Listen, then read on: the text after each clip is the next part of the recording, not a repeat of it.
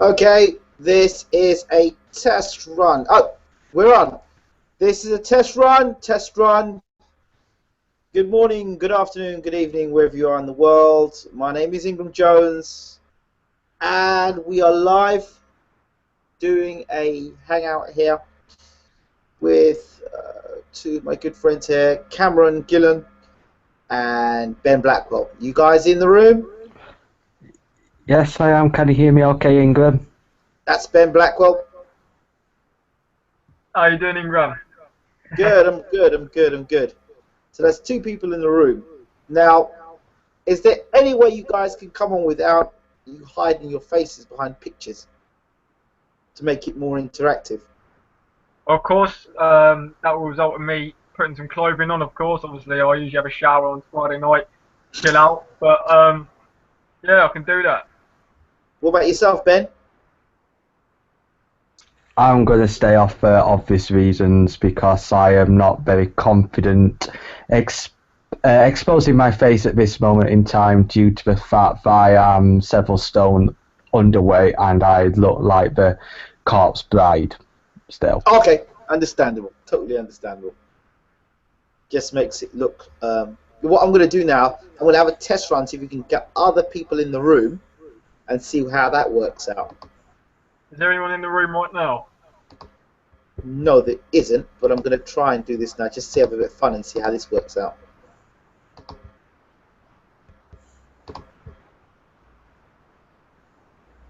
We've got one view at the moment. Thank you for viewing. That one view was there, and they've gone.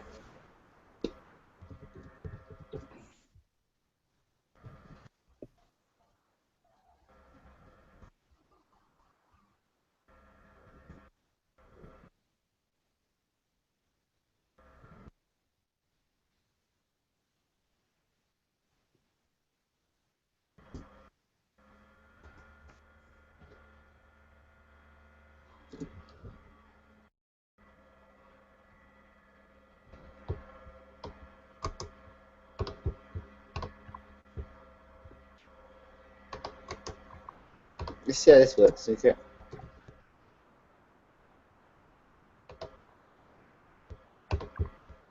Got two views in the room. But how do you get the chat going as well? You've got people in the room. Well, the live chat. Yeah. Go to... You must have to do it through YouTube. What's that? You must do it through YouTube. You go to custom. You can go to the actual event, edit the event, and then click enable the chat.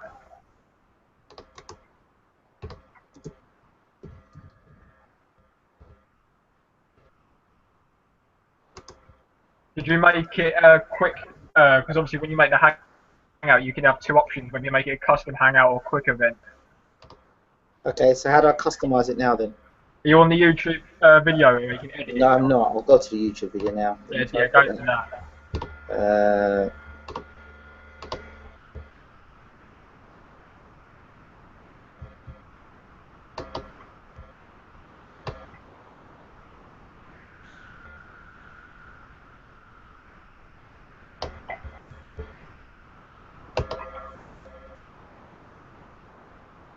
Okay, I'll just do what I usually do, just like it, and then just share it and see how it goes. Now if the thing is, if you made a custom, because sometimes you get a choice of how to do the show through YouTube. If you do the quick one, which is where it allows you to do the live chat, because what happens was when the live chat wasn't enabled on ours, it's because we didn't do the quick option. So unless you accidentally not clicked the quick option. I've got Big Wolf boxing on here saying good evening, Ingram. Good evening, Big Wolf. Hope you're well. We're just doing we're just having a test run here. Quick option. So unless you accidentally not clicked the quick option. Have you got the live chat? Oh, is the live chat working? Yeah? Live chat is working. Right, that's good. But what I have to do is just share this around, see how it works. Where's the link? On Twitter. Yeah, I want to see what I can do. See what I can do in the space of I don't know, 5 minutes. See what we can do. See what we can do in terms of bringing people together. Yeah, I'll see what I can do. See what I can do in this.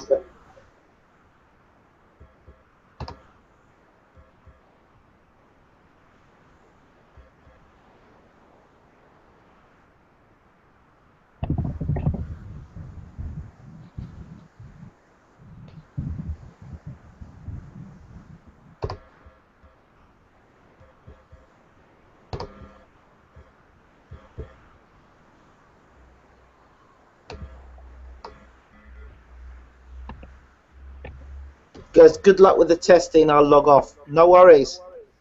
Oh, you could chill with us. It's not a problem. Might even talk some boxing, right? Yeah, we can just talk. That's why the name says Test Boxing Show, because we want to talk some boxing.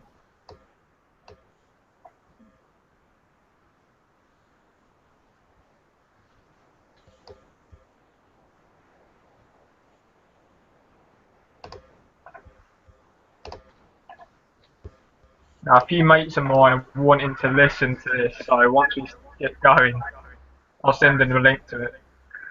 Okay. There's 3 or 4 people I'm talking to right now who are boxing fans, I just told them. See what you could do, Cameron. How's about you come in and do like you could do an interview? You could talk about just to start things up. You could just talk about I don't know. You could do an interview. Fair enough, you've convinced me. To do an interview, we could talk about. You can ask me a few questions, and I'll just answer the questions just to kill some time while I'm doing this. Oh yeah, I'm sure Ben has some questions as well. Let me just get some more people in the room, share this about, and then we'll be good to go. But Wolf's in the room, so let's just do it. We can just open evening chilly. We can have just open and chill for about say 45 minutes of chill and see what comes out of it. Bang, that's gone as full. I've shared it around a bit. Okay. But Wolf, you can come into the room if you like, mate. There is a link on Bayloric TV Boxing's Twitter, which will allow you to jump on board. So yeah, of course. You signing with Warren. Yep.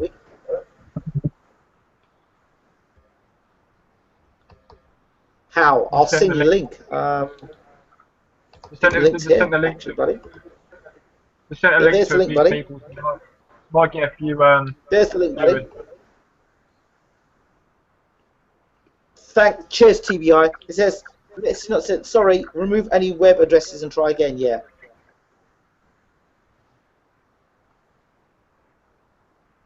Well, you might get a few more viewers because I've just sent a link to a few people.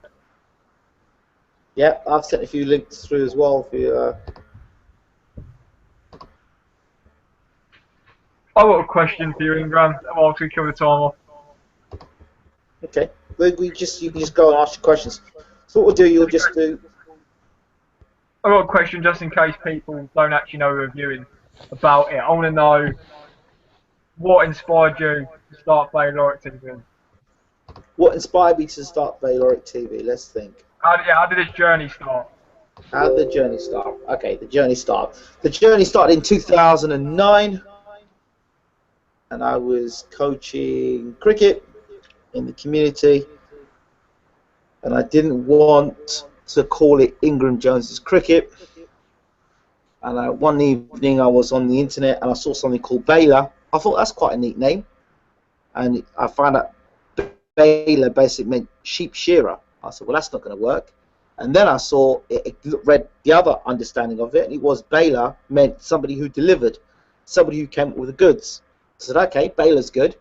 And then at the time I was coaching kids from all around the world, so international, and I was producing champions no matter wherever I went, whatever team I was coaching. So it was Bayloric.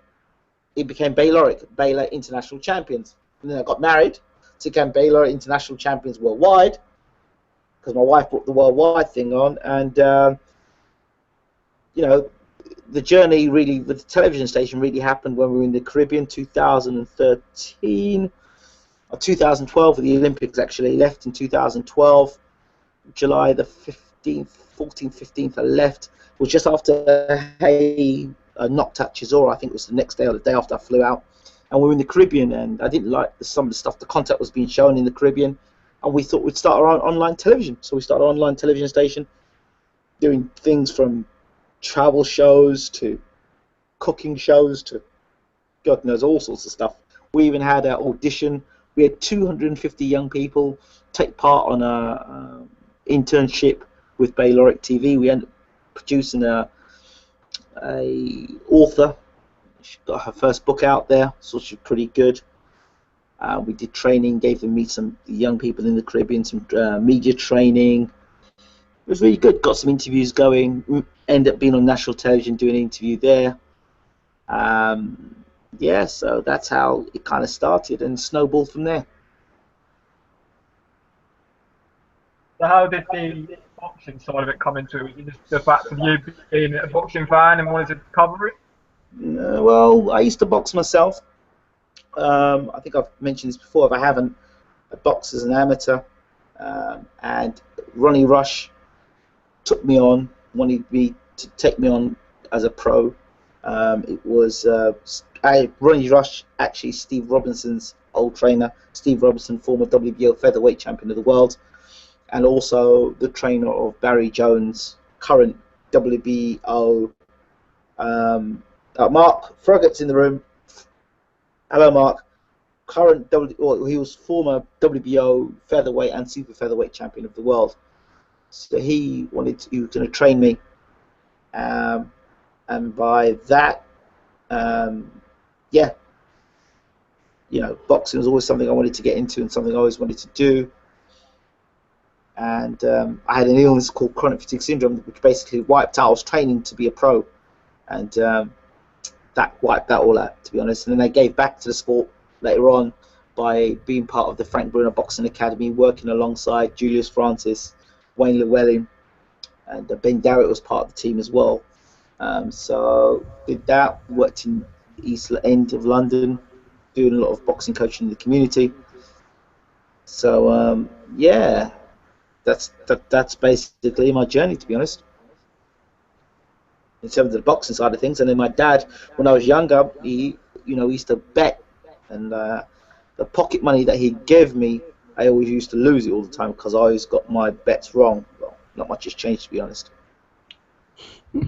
So, I've got a question boxing related. What would you say is the best thing about being a boxing fan, and what's the worst thing about being a boxing fan?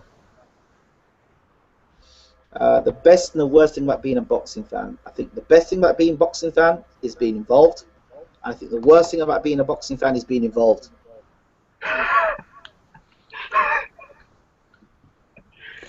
Very short but precise.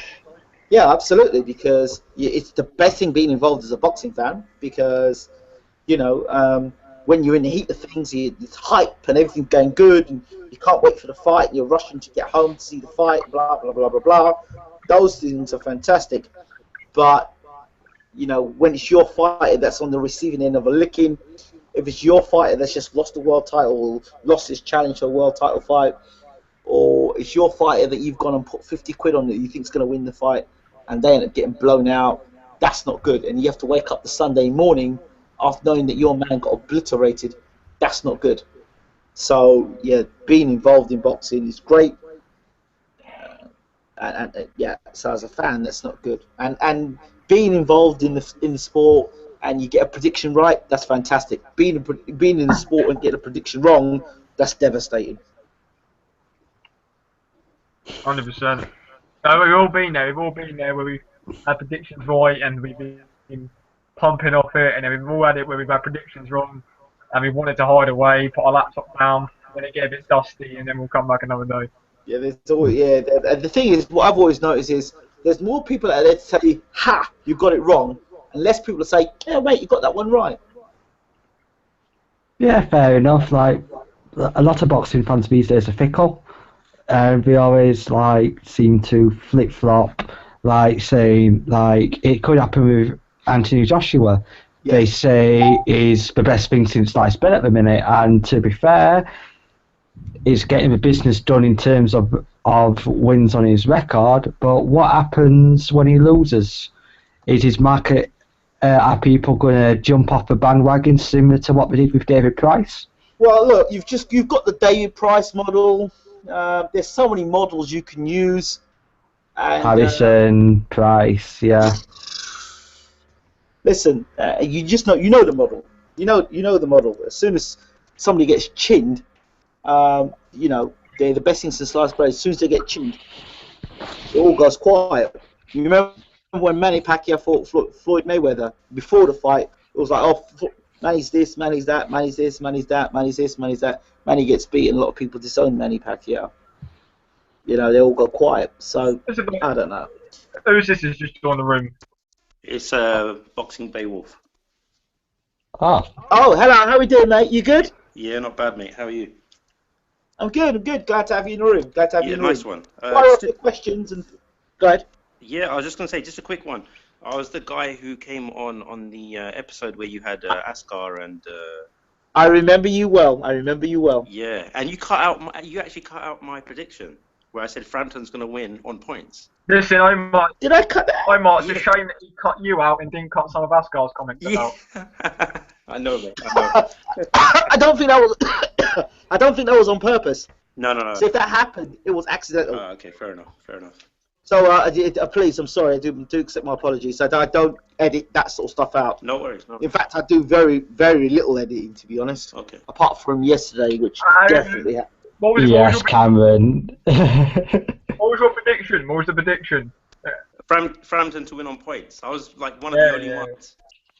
Yeah, listen. You know what?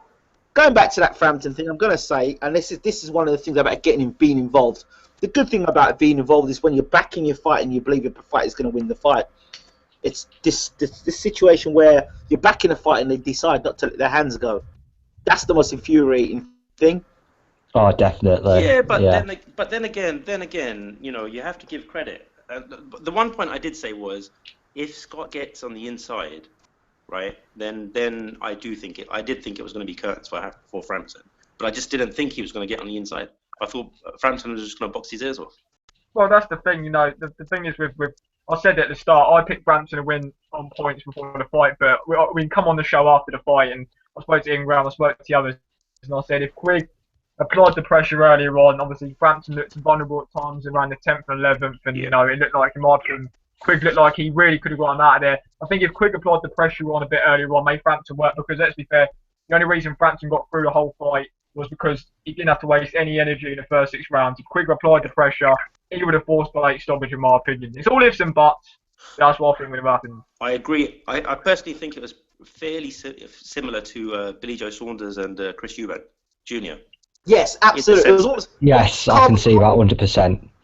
Yeah.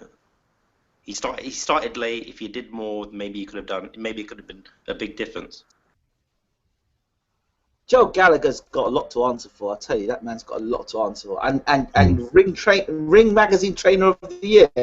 Best thing to do for Joe Gallagher is just call it a day. Why do they call him Tesco Gallagher? Because like all of his fighters are bought off the shelf. But why Tesco's? Why not Lidl's or Aldi or low cost? Well, that would be a disservice to those brands, in my honest opinion. Can we just give a quick...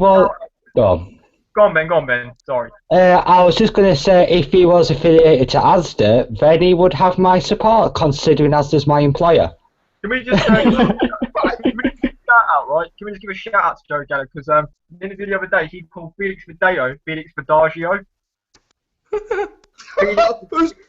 Who's Felix Vidagio?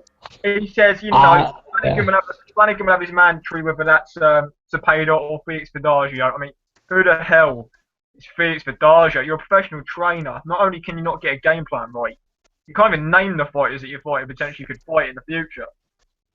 It's... Fuck it.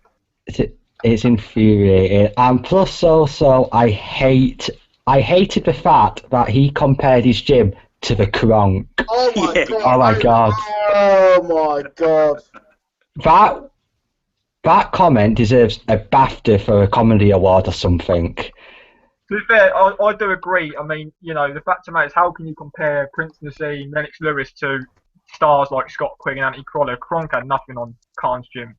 That's true. That's true. Of course. And the award-winning Paul Smith. Paul Smith's levels above anyone that's worked at a Cronk. He's pound for pound, mate. He's pound for pound. Greatest fighter to never win a world title. Wasn't that Harold Graham? No, Paul Smith. Paul Smith all day long. Paul Smith, Yeah. the greatest fighter not to win a world title, in my opinion. But Well, he almost beat Arthur Abraham, didn't he? Yeah, but Paul Smith That's would have best to time. knock him out. Paul Smith had to knock him out to get for a draw. You know, it was never going to happen. do you know what the worst thing is about this whole scenario? Just Th- still those- training. Yeah, those fighters seem like pretty decent personalities, right? Oh, they Decent are. guys, and decent like what? Not decent personalities in that they would never win kind of sports personality of the year award, but just decent guys, and Yeah. they're getting a bad rap just because of Joe Gallagher and his attitude and his ego. That's it. I would agree with that apart from Paul Smith. I'm only going by his social media comments, but I don't think it was a And good follow. idea to slag off someone with autism when you are clearly a supporter of a autism charity. That's the only person which I do not like is Paul Smith, just due to those comments. That criminal situation.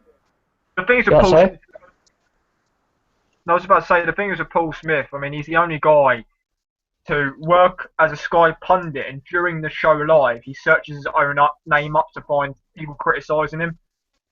He literally searched for people giving him shit. Now, I will admit something here. I was a huge Paul Smith fan, and I'll tell you when I was a huge Paul Smith fan. Now, I'm admitting it tonight. I was a huge Paul Smith fan when he was in the Contender. Oh, I agree. He was Right? good in When that. he was in the Contender, he was cool, right? And Yeah. then he was from the Contender. Then he was fighting either at light middleweight. I think it was at light middle or middle. I'm not sure. I think it was middleweight. Yeah, because he was struggling with the weight, and he had Yeah. Buddy McGirt in the corner. And I thought to myself, all right, he's got Buddy McGirt in the corner. He was doing all right. His whole personality and what he did in the Contender, I kind of rated him for that. I respected him for that. And I thought, okay, you'll probably get a decent career out of this. And then I don't know what happened. He left Buddy McGirt. He's always, every time you saw Paul Smith, he was always moaning about something. Oh, I wasn't in good shape, or I wasn't, I didn't fight good, or the cat woke me out of bed the wrong way. There was always an excuse from Paul Smith. And then I think he shifted over. I don't know when he shifted over to Paul Gallagher to Gallagher's gym, but since he moved to Gallagher's gym, his attitude changed so much. From being a guy I really liked to somebody that I really have a problem with now. I mean, I think he became British champion. He had this defense against the Tony Dodson fight. And he had the other guys, Quigley. He fought.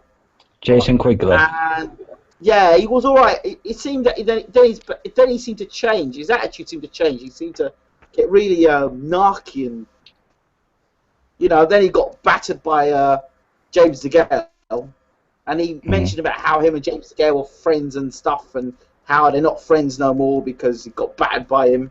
And then he fought. Then I actually backed him against Groves, so I thought Groves was there to be hit and hurt. And in the first round, he caught Groves. And then what do you do? Go and get himself chinned.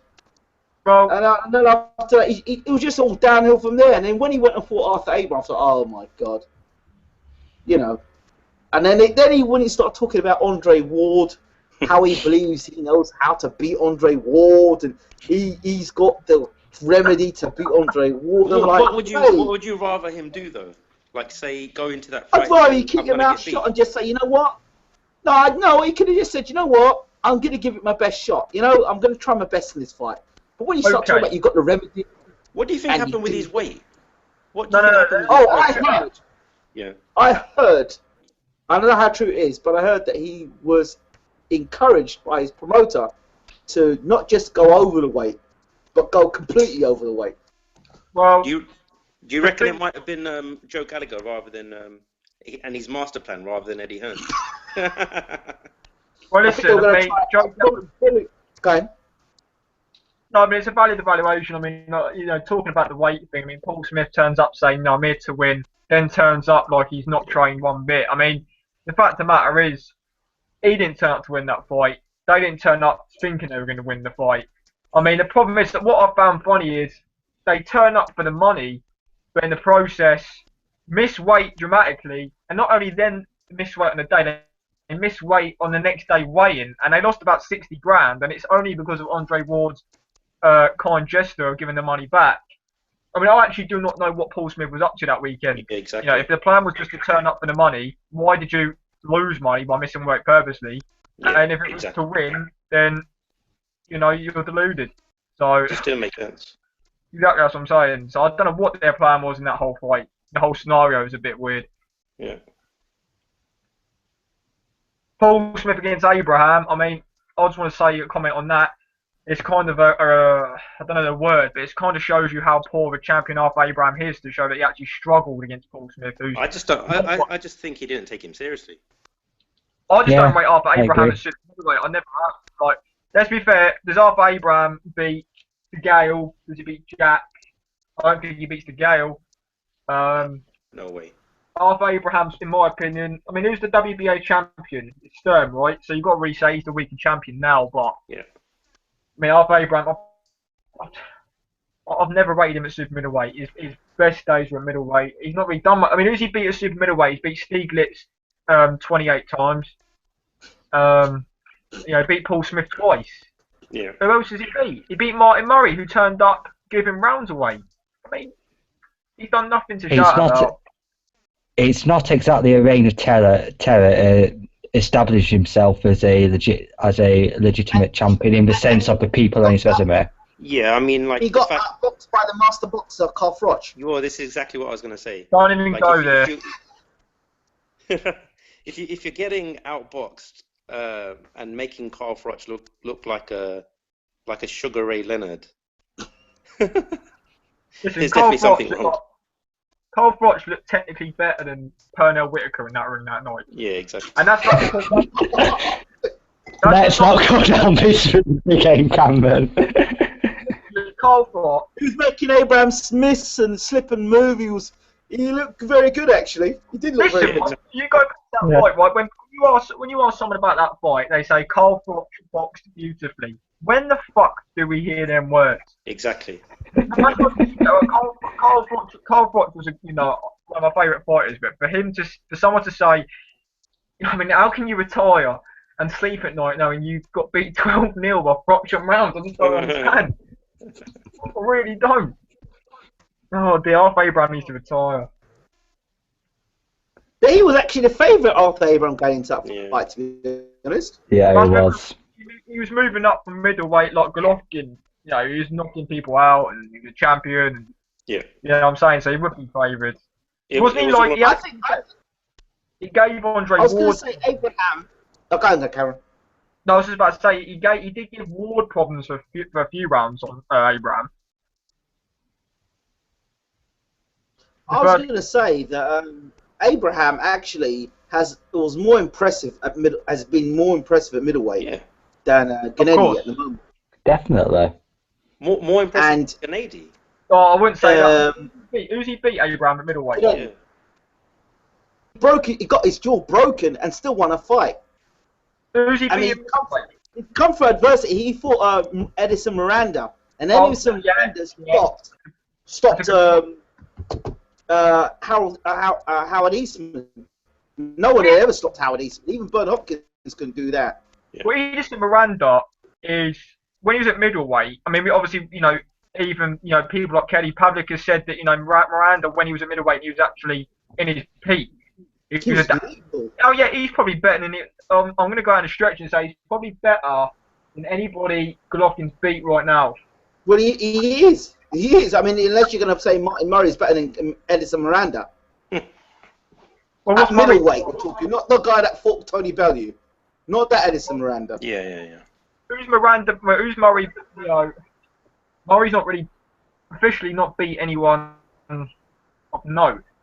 Well, he should have. Well, you name me one person Martin Murray's beat. Well, what's his name? Sergio Martinez. No, we think he won that, but he lost No, officially, didn't he? anything. Well, if it wasn't in Argentina, He would have got the nod, I believe, as also. Yeah, he would have got the nod. But then Sergio Martinez was past and shot it. He was shot by then. Well, yeah, that's like saying I would say he was shot by then. that's like saying if Roch fought Darrell in the US, Darrell would have got the decision. You know what I'm saying? So yeah, probably. exactly. So it's just the luck of it. You have to go abroad to face these champions. But The problem is Murray. that I was about to Froch say, one, Murray- Froch Darrell was closer than Murray Martinez, I think. I thought Darrell won. I thought Darrell won the fight. Exactly. Yeah. I thought the thing is, right, Murray's style is just, to go abroad with his type of style, it's just not going to end well. I mean, The thing with Murray is he can't close a fight off. He seems to down the stretch. This is where he lost the fight with Martinez. He should have closed the show against Martinez, but he didn't. Why? After that knockdown, he should have really pressed the action. But Oliver Harrison's to do with that. I agree with you, mate. I think he should change trainer. Yeah. I've never rated Oliver Harrison because he failed with Khan. Yeah. He's failing with Martin Murray, and to me, he's failing with Rocky Fielding. Well, that's the biggest one. Yeah. I've got a question for all of you. What does the loser of George Groves and Martin Murray do? The loser. Fight Rocky Fielding. If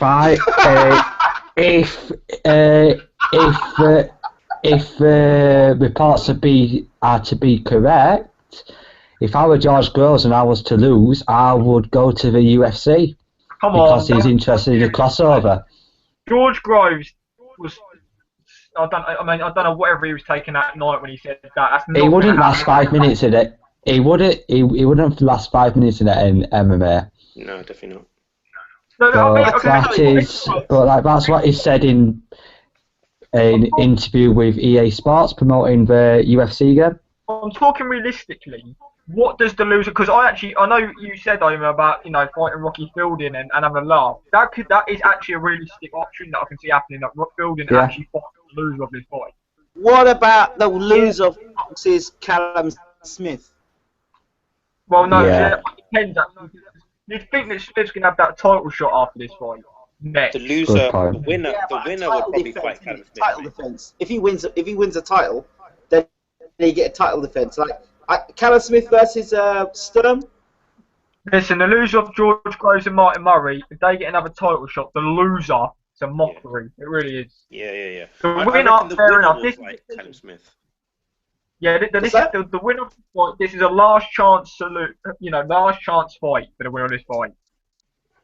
This is it. If Groves loses, he's done at world level. If Martin Murray loses, he's done at world level. They can't come back again. Where does Paul Smith fit into all this? He doesn't. He doesn't. No one cares about him. Paul, I love a 6-rounder Smith. No one cares about Paul. You know what should happen with the loser of George Groves, Martin Murray? They should go into a prize fighter with Paul Smith, Rocky Fielding. What about Rocky versus Paul Smith? What about that as a fight? Say that again. Wasn't that fight supposed to have been the brewing around 18 months ago when Paul Smith was British champion, but Paul Smith said, I'm going to focus on getting my world title shot. I'm not going to give Rocky Fielding a chance. So he got his little brother to do the dirty work. Yeah, he did. Well, and he had 3 world title shots in the meantime, didn't he? No, Two against Arthur. What happened was Paul Smith had the British title after the second Abraham fight still, right? Yeah. He could have fought Rocky Fielding even after that fight. He chose not to do it. Mm-hmm. And what's he done since? He fought Andre Ward. I mean, fair enough. Listen, every boxer wants to make the most money they can. So I'm not going to sit here and say he docked Rocky Fielding to fight Andre Ward because that'd be a ridiculous statement. But, the fact of the matter is, he could have fought Rocky Fielding. It would have been a good fight because that's competitive. So I would have liked to see that fight, to be fair. It might still happen, you never know. I'm going to talk a little bit about Khan versus Canelo just for a second. When I was talking to Abel Sanchez, he came to the conclusion the reason why Khan is fighting Canelo is because Canelo wanted pay-per-view, but he by himself couldn't do pay-per-view, so he needed somebody to do the pay-per-view card. So that's why they got Amir Khan, because he was willing to do the pay-per-view card, and he'd bring the numbers for the Canelo fight. He'd bring big numbers. So that's why, and that's the only reason why Khan is fighting Canelo. He gets a payday, and Canelo, I mean, he gets a big payday. Canelo gets his pay-per-view. He wants to do pay-per-view event. So, and it's a Mexican day, I believe. Yeah, Mexican holiday, yeah. Yeah, so that's how that works out. What the most interesting thing I found in that interview you did with him was that Khan's potentially making $15 million out of that. That's huge money, and it's like it's a win-win. If he loses, he's got $15 million to retire on. If he wins, he's got $15 million and the recognition. But remember, I said that video. Remember, people laughed at me about it. I said Khan's trying to cash himself out. Yeah. I said he's trying to cash himself out. I actually don't think his heart is in the sport of boxing anymore. I really don't. I think he's married. He's got kids. Hey, kid. Well, he wants to settle down, and you know.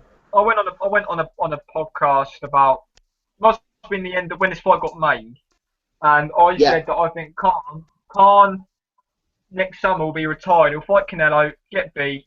He'll have a tune-up. He'll take that last payday against Brook. He'll probably get beat, and then he'll retire next summer. That's what I think will happen. Yeah. He's looking right. That's quite... He'll take the Brook fight. He'll take the Brook fight because this is the problem. If he takes Canelo, he takes Floyd, if he takes Manny and gets beat, it doesn't take anything away from the Brook fight. Okay, it might lose something, but it's still gonna be a big fight. You've got two big players. If he takes Brook now, gets beat, there's no big payday after that. It's how he gets beat by Canelo, though. It's how you get beat by Canelo. If he goes out there and gets flattened by Canelo, like in a couple of rounds, that don't look good. Well, even if it doesn't look good, he still retires with, the people that are going to criticize him are going to criticize him anyway. They're going to take the piss, right? But the others would give him props for stepping up and fighting like whoever they put in front of him. Madonna. But the criticism will be put at him. Why didn't you handle stuff at home? Why didn't you fight Canelo? Well, you think about it, right? So, say for example, like you're doing this kind of Bayloric TV, yeah. Yes. You've built it up since 2009, you said. So that's 7 years in the making. Yeah. Right? Some Joe Blogs comes along, me, for example, Beowulf Boxing, right? And it comes to a point, it's a crap analogy, but it's like, if you give me time on your TV channel, right, we're both going to do well out of it. But if there's animosity between us, it's your thinking might be, I've worked really damn hard to get to the point where I am. Why should I give you the opportunity? Why are you going to write? I'll do well out of it, but I can do well out of doing some other promotion as well. I agree with you. I do agree with that, and I do agree, and this is why I kind of defend Khan to a point, because I say, okay, all right, so I'm ducking you. Supposedly I'm ducking you. All right, let me look at your record, and let me look at my record. Let me look at your record. So you fought Sean Porter. Okay, that's one legit fighter. All right, what have you done since Sean Porter? I would say that all the opponents you fought since you fought Sean Porter has gone backwards. That's the first thing. The second thing I would say to you is, okay, so you want to go negotiate at the same negotiation rates as me, 50-50? How can it be 50-50? I've been a two-weight world champion. I have been recognized as #1 in the division. Yeah. I think, wasn't he #1 by Ring Magazine at one point, like welterweight? I don't think so. He was up there, in the top 3. I'm not sure if he was. I think he was. That's when he beat Zab Judah, because he. He beat Zab Judah. I think he was for one until he fought Peterson. Okay. At that point, just before he fought Peterson, I think he was ranked as #1. The #1, like welterweight, and then he fought the Peterson fight. Remember? And then there was the man in the hat, if you remember. Yeah. Oh, you're right, because he beat Maidana, then he beat Judah. Yeah. Yeah, and then he got to #1, and then he got Then he got beat by Peterson. Peterson. Yeah. And then he had to fight against Danny Garcia. I tell you kind of a parallel, right, between two careers and even up until this point, Well, actually, they're diverted slightly now. But two very similar ones: Deontay Wilder and Kell Brook.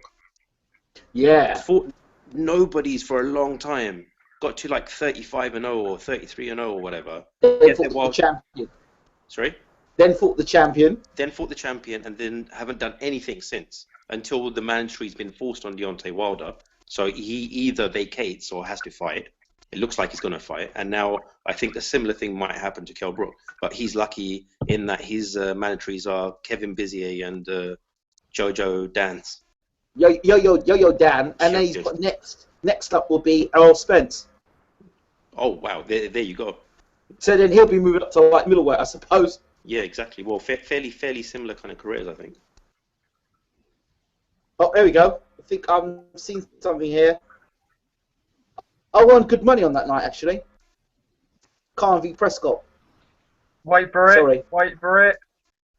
Oh man, he was Left hook. bang. Look at his little dance there. I can't wait for the disco lights about to come on, ladies and gentlemen.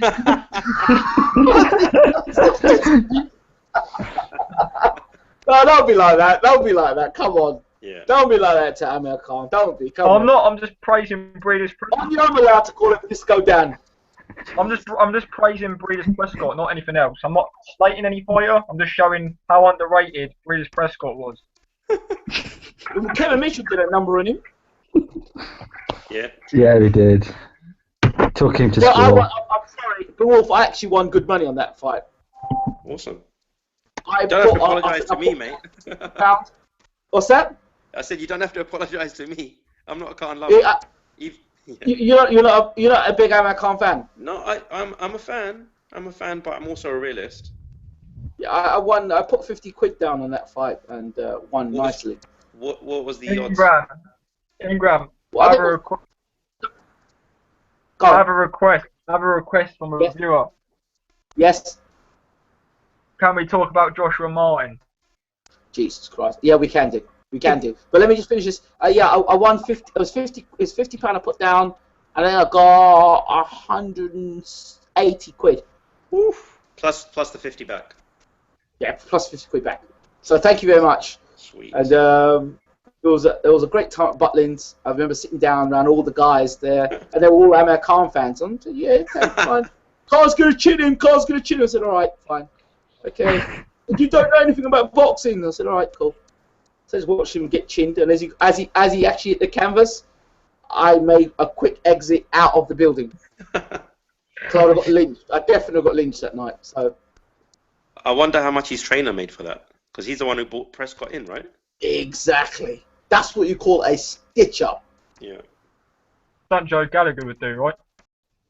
What's that? It was something. It was something what Oliver Harrison did. No, it was a proper stitch up. That was his new trainer, wasn't it? Yeah. Was it? Yeah, that guy lasted one fight, I think. Yeah. And that was the fight. Yeah, I've got a request. Oh, has it? The quest has come up for Martin versus Joshua. Yeah, because I know that like a few of us are picking. I know a few people are picking Martin, a few are picking Joshua. So maybe we can get into that.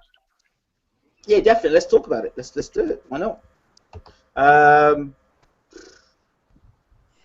To be honest, I mean, I haven't got any footage of. I don't know since Joshua's turned pro. I haven't seen him fight any southpaws of any note, and now he's fighting Martin. But then we don't know how good Martin is. So what I did was go back. He did as an amateur, and how he did against southpaws. And to my shock, two of the guys he met on his way to winning the Olympic gold, inverted commas Olympic gold, he got beat by Savon and Cameronelli.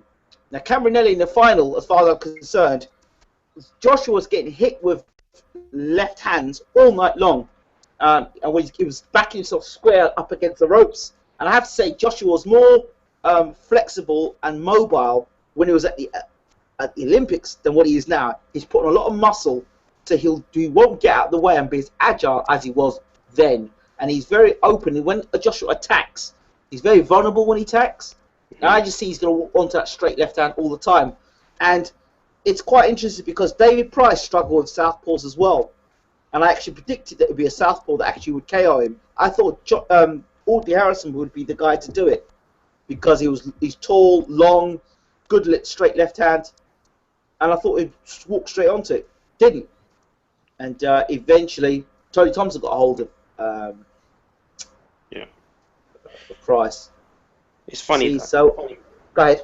Yeah, I said it's funny because you started off with qualifying Anthony Joshua's not fought a left-hander of note in his pro career. I was just thinking through, other than Dillian Whyte, who else has he fought of note, regardless of them being left-handed or right-handed? Nobody. Yeah, exactly. It's very true. Very, very, very true. He hasn't fought anyone note, but that's what makes it worse.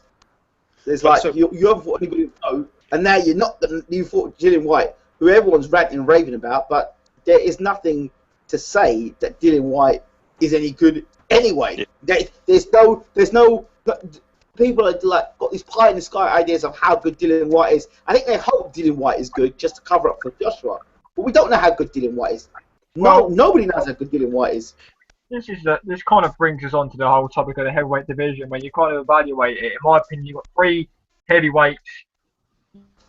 There's 2 groups of heavyweights. You've got a group of 3. You've got Tyson, Vlad, Povetkin. Right? These are 3 heavyweights who have beaten either each other, and realistically, the only 3 heavyweights that are actually, you can say, elite based on who they've beat and the resume and stuff like that.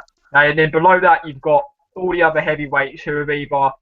This includes Deontay Wilder. I say he's probably above the top of the tree of that group, where you've got a group of heavyweights who have either lost their big fight against Vlad, i.e. Pulev, Jennings, and then you've got the rest who are prospects or just journeymen. And Joshua Martin fall into that second group of category where you've got Charles Martin was ranked 47th in the world before he won the title, and they both beat no one of note, which is why I like this fight. Not as a world title fight, as a normal fight, it'll be a good fight because you've got 2 guys who aren't proven, and one of these guys are going to get beat. And the thing is, people are sleeping on Charles Martin, in my opinion, based on the fact that we don't really know too much about him. There's not much footage about him. But if you look at the actual evidence of his amateur game, and it's not even just the Olympics. He's had losses before. I've looked back at his resume. He's lost to Southpaws before. Cameronelli beat him in the World Championships, and he was struggling with counter left hands against Savon. And Charles Martin's a counter puncher, so you just never know what can happen in this fight. Charles Martin's a counter puncher. He's not got the fastest hands, which might be a problem. But Joshua seems to be becoming more and more stiffer with the more muscle he's added on. So all I can say is don't sleep on Charles Martin in this fight. The other thing, you have to look at the corners. Take a look at Charles Martin. If you go back and you take a good look at Charles Martin, and you go look at his last fight against Glasgow, don't look at the fight. Go back and listen to his trainer in the corner. He's got 2 very good trainers. He's got Henry Tillman, the former Olympic fighter, and you've also got his trainer. I can't remember he's a very old gentleman, but he's a very wise man, very shrewd. He knows the corner. I think it's either Malik his name is, I think, or something like that. But he's a very shrewd man, very, very shrewd. And corners, I think, mean a lot. This guy, you got those old school boxing trainers. Yeah. He's one of them. They do things the old school way. Kind of reminds me almost like Fred Jenkins. One of those guys that won't cut corners, that will study a guy to the ground and pick him apart. And then they will put a strategy together. And I'm not so sure whether Joshua's trainer is going to have a strategy for Charles Martin. But I can be guaranteed that Charles Martin will have a strategy for Anthony Joshua. Yeah. Because if Joshua can't blast Martin out of there, he's not got no left jab to say, you know what, Joshua's dominating his fight behind a left jab. Because he doesn't have a left jab. Yeah. And all the great fighters in history have had a damn good left jab. He hasn't got a left jab. In fact, the guy that, what's his name? Huey Fury's fighting next, Aguilera, that everyone's joking and saying he's a bum and stuff. That guy's got a better jab than Anthony Joshua. Yeah. Based on the fact of... Go ahead. No, I was just about to, I just wanted to counter argument one of those things you said about Joshua not having the left jab. We've not seen any evidence that he has a left jab. I mean, the thing is with Joshua right now, the guys like turn up. Why did Dennis Batov turn up to the fight? Why did Matt Legg turn up to fight? To be bowled over, they were there to take part. Now, it might be a situation with whether it's Charles Martin, it might be another fight down the line where Joshua has to be forced into turning his game into something else, whether that's boxing on the back foot.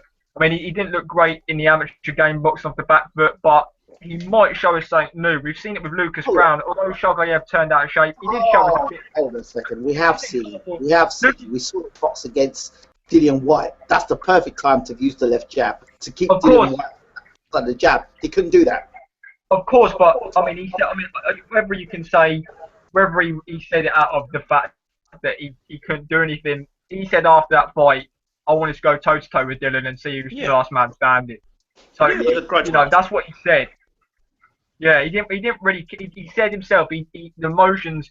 He got caught up in emotions where he just wanted to have a tear up and he wants to get back to what he knows. But he's not going to get caught up in emotions when he gets hit on the chin by Charles Martin. Well, so like all the arguments that have been put forward for Charles Martin winning, I totally agree with.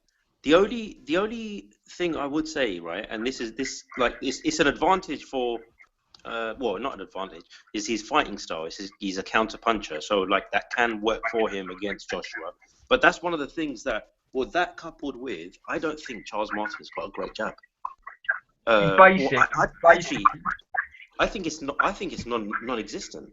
Like the few fights that I've tried to do a bit of research on him on, I've hardly seen him use the left jab. What I've seen is he's a counter puncher that comes back with a quick left hand because he's left-handed, right? So his backhand, which is his left hand. Now, where Joshua is really strong is offensively, right? And if you haven't got a jab to keep someone off you, and you're a counter puncher, you're just inviting the guy to pressure all the time, isn't it? I know you say that he's offensively good, but for me, it's who you're offensively good against. If you're saying he's offensively very good, he was on the front foot against. I understand what you're saying, and it's not necessarily saying. I'm not necessarily saying like he's offensively very gifted. What I'm trying to get at is he's not shy to let go, and he's not been shy to let go because the people that have been put in front of him have not been throwing anything back. Yeah. Fair enough. But if you're a counter puncher, you're inviting the other person to lead, right? If you're gonna invite Joshua to lead, he's a powerful dude, and if you're just relying on being able, how powerful is still questionable because the Kevin Johnson fight, nobody knocks out Kevin Johnson like that. No, that was a dive. So we have question marks about that. And then Dillian White was around. Everyone said he'd blow Dillian White around a couple of rounds. He hit Dillian White with everything. Dillian White was out of shape. There's two fights actually. So there's this one, the Dillian White one, and then there's just to put in parallel, and then there's the Deontay Wilder one where he fought Spilka. No, what was he? Yeah. Is that right? And both of those guys got Dillian White and that dude got got knocked out by shots they didn't see. And both of the people that they were fighting took their best shots when they could see the shots coming and ride those shots, and they didn't get knocked out. It's the two shots that they didn't see coming that can knock anyone out. Exactly. Yeah. What we'll say about Charles Martin is, I think his downfall in this fight might be his lack of. I mean, I don't rate his. I think he's very basic in. Okay, maybe basic's a bit harsh, but he doesn't create angles well with his offense. I know he's a counter puncher, but he shoots in straight angles. He doesn't do anything spectacular with his offense. He's not very creative.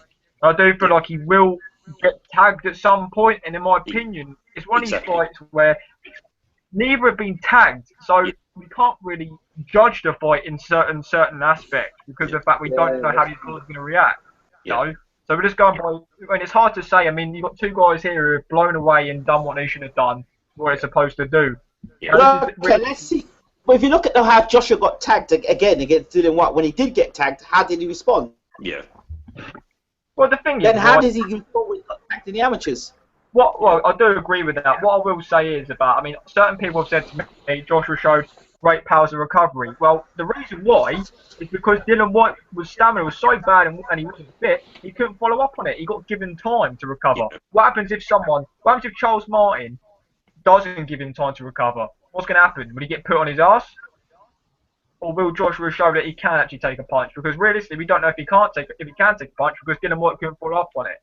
So he got given time to recover. So you never know. Charles Martin, really technique-wise, right now is much more seasoned than Dylan White. He slowed right down from body shots, and he slowed down by that shot. That left hand, he slowed right down. Yeah, his hand speed diminished after getting hit with that shot. It did. As soon as Dylan White started landing the body shots after landing the left hook, Joshua's hand speed diminished. You know what it reminded me of? Remember the old Fight Night, Knockout Kings 2000, where you on the PlayStation 2, you hit the guy and he freezes when you hit him, and he just freezes like that for a minute. He just freezes, and he can't move anywhere, and you're just punching him until he falls over. It's like that. Joshua actually froze, and he just slowed. It's like your energy bar was like 100, and when you got hit by Dylan White, it went down to like 20%. Yeah. Very, very similar to Frank Bruno when he used to get tagged. Exactly. Yeah. Jumbo Cummings. Do you remember when he fought Jumbo Cummings? Yep.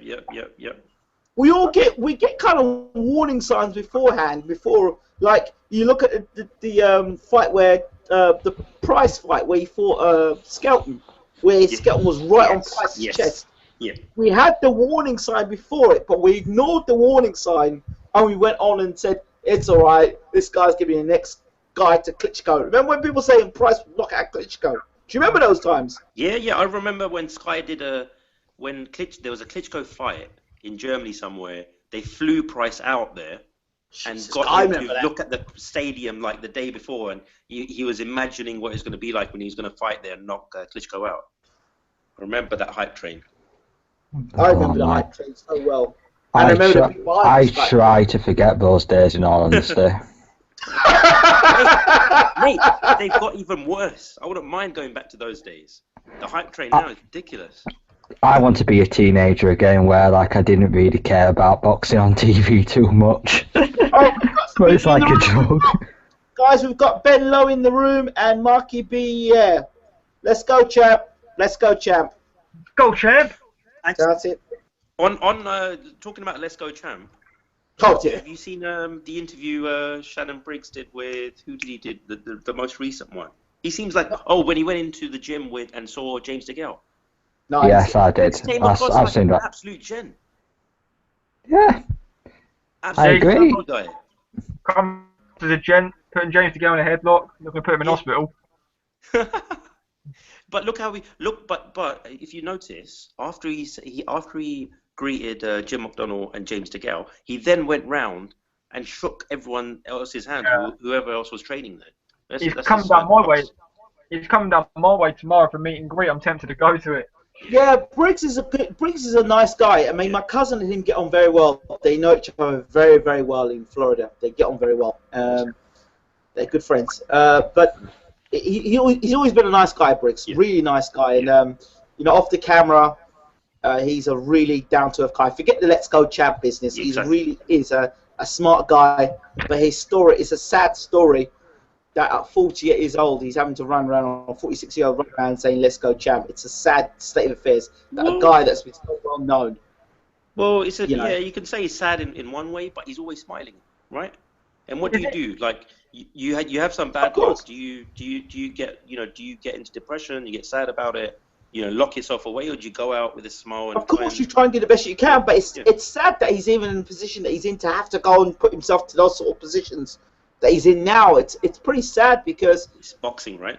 It is boxing. It's sad, but I hope that Shannon Briggs is a walking example to all these fighters that are in the UK that think that they're the dog's bollocks today, that one day they could end up like Shannon Briggs as well, that they secure their legacy, that they get the best that they can for their careers, that they don't get ripped off by promoters, that they look after number one, which is themselves, their families, You know what? that's a good point, because like for like what Eddie Hearn's done with all this pay-per-view and this hype train and all that crap, Yeah. for all those bad points, Yeah. look at how rich he's made some of those boxers. Like, they're getting paid on time. No one's complaining about not being paid. They're all getting paid on time, and they're all buying themselves lovely stuff, houses for their families and whatnot. Like, well, so we here, but then exactly. I would definitely question you on that, because I would use one name. Okay. His name is Ricky Burns, right? Ricky Burns left Frank Warren. Yeah. And I remember the interview where he was there with Eddie Hearn. Has he got a world title shot now, though? Yes, he's fighting the Rocco into Ricky Burns, but it's the paper belt bar. Brown is a real champion. Yeah, Adrian Brown is a champion. This is basically a shot at possibly a mandatory at that point, in my opinion. But you're right, Ingram. Like, he got royally stitched up. Royally stitched up. Yeah, the lawyers that he used were actually the lawyers that the Hearns use, right? So there's a conflict of interest there. Let's continue. We can continue about royally stitched up. Remember when Scott Quigg left the UK, went to Belfast by himself to promote the Frampton fight? Remember that? Yeah. Stood in the middle of the ring. Yeah. Really? Remember, what's his name again? The guy who used to fight in White Collar Fighter. What's his name? You're right. Guy from Romford, Essex. He fought Lee Purdy. Oh, Lee Purdy. Yeah. He went out and the one who one ended up in a sauna with Barry Hearn. Oh, that Lee Purdy. We forget about how he was shipping fighters out, getting a percentage of them via Golden Boy, and that was it. He had the little deal going where guys that would go out and fight Golden Boy fighters, I think it was like that, he'd get a commission on their money. Yeah. On top, so he threw out Gavin Reese out there. Remember, he got rid of Gavin Reese. Yeah. And Purdy. Yeah. So the quick way to get rid of fighters or get them off your contract is simple. Give them a world title fight. You know they can't win, and the odds are completely stacked against them. And then send them out there and say they get a world title shot. Yeah, but they make a few bob as well. Like, obviously, look, I'm not a massive Eddie Hearn fan, right? But like I said, and this was about the Khan point as well. It's like I try and be fair on both sides. I'm not saying he's perfect, but if you compare it to the bloody court cases that Warren took how many fighters through, right? And not paying them on time, and not paying journeymen on time. Forget the big boys. That's the guys that are really going to get hit hard are the journeymen. Like, they have to make sure they're not getting knocked out, so that they don't get put onto that safety kind of leave, so they can the suspension be a bag of bars for 90 days. Yeah. He was doing them out of payments. So guys, that's what I'm comparing it to. I'm just going to stop you for 2 seconds because I've got people in the room talking. I will leave it for you guys to answer, but I'm going to. Mikey BS says, Ingram, does Briggs still have what it takes? He says, I doubt it. Mikey B says, I agreed with that, Ingram. It's sad. Then Ben Lowe says, have you seen the Briggs and Hearns negotiation video on iFilm? Seems like Briggs may fight on some matchroom undercards if Hay fights someone else. And yes, Mikey I B have says, seen that interview. I doubt Hearn will try and build him up. I honestly don't see it. I'd be surprised to see him fight on a matchroom card unless Hearn feeds him to Joshua. Marky BS says it's a backward step for Joshua fighting Briggs. I hate to see that fight. Marky BS continues by saying, yes, I did see the Hearn video, Ben, but I can't get my head round why Hearn is interested. And Ben Lowe says, perhaps the first defense for AJ. Briggs is a character and will sell the fight. See if anybody say anything else.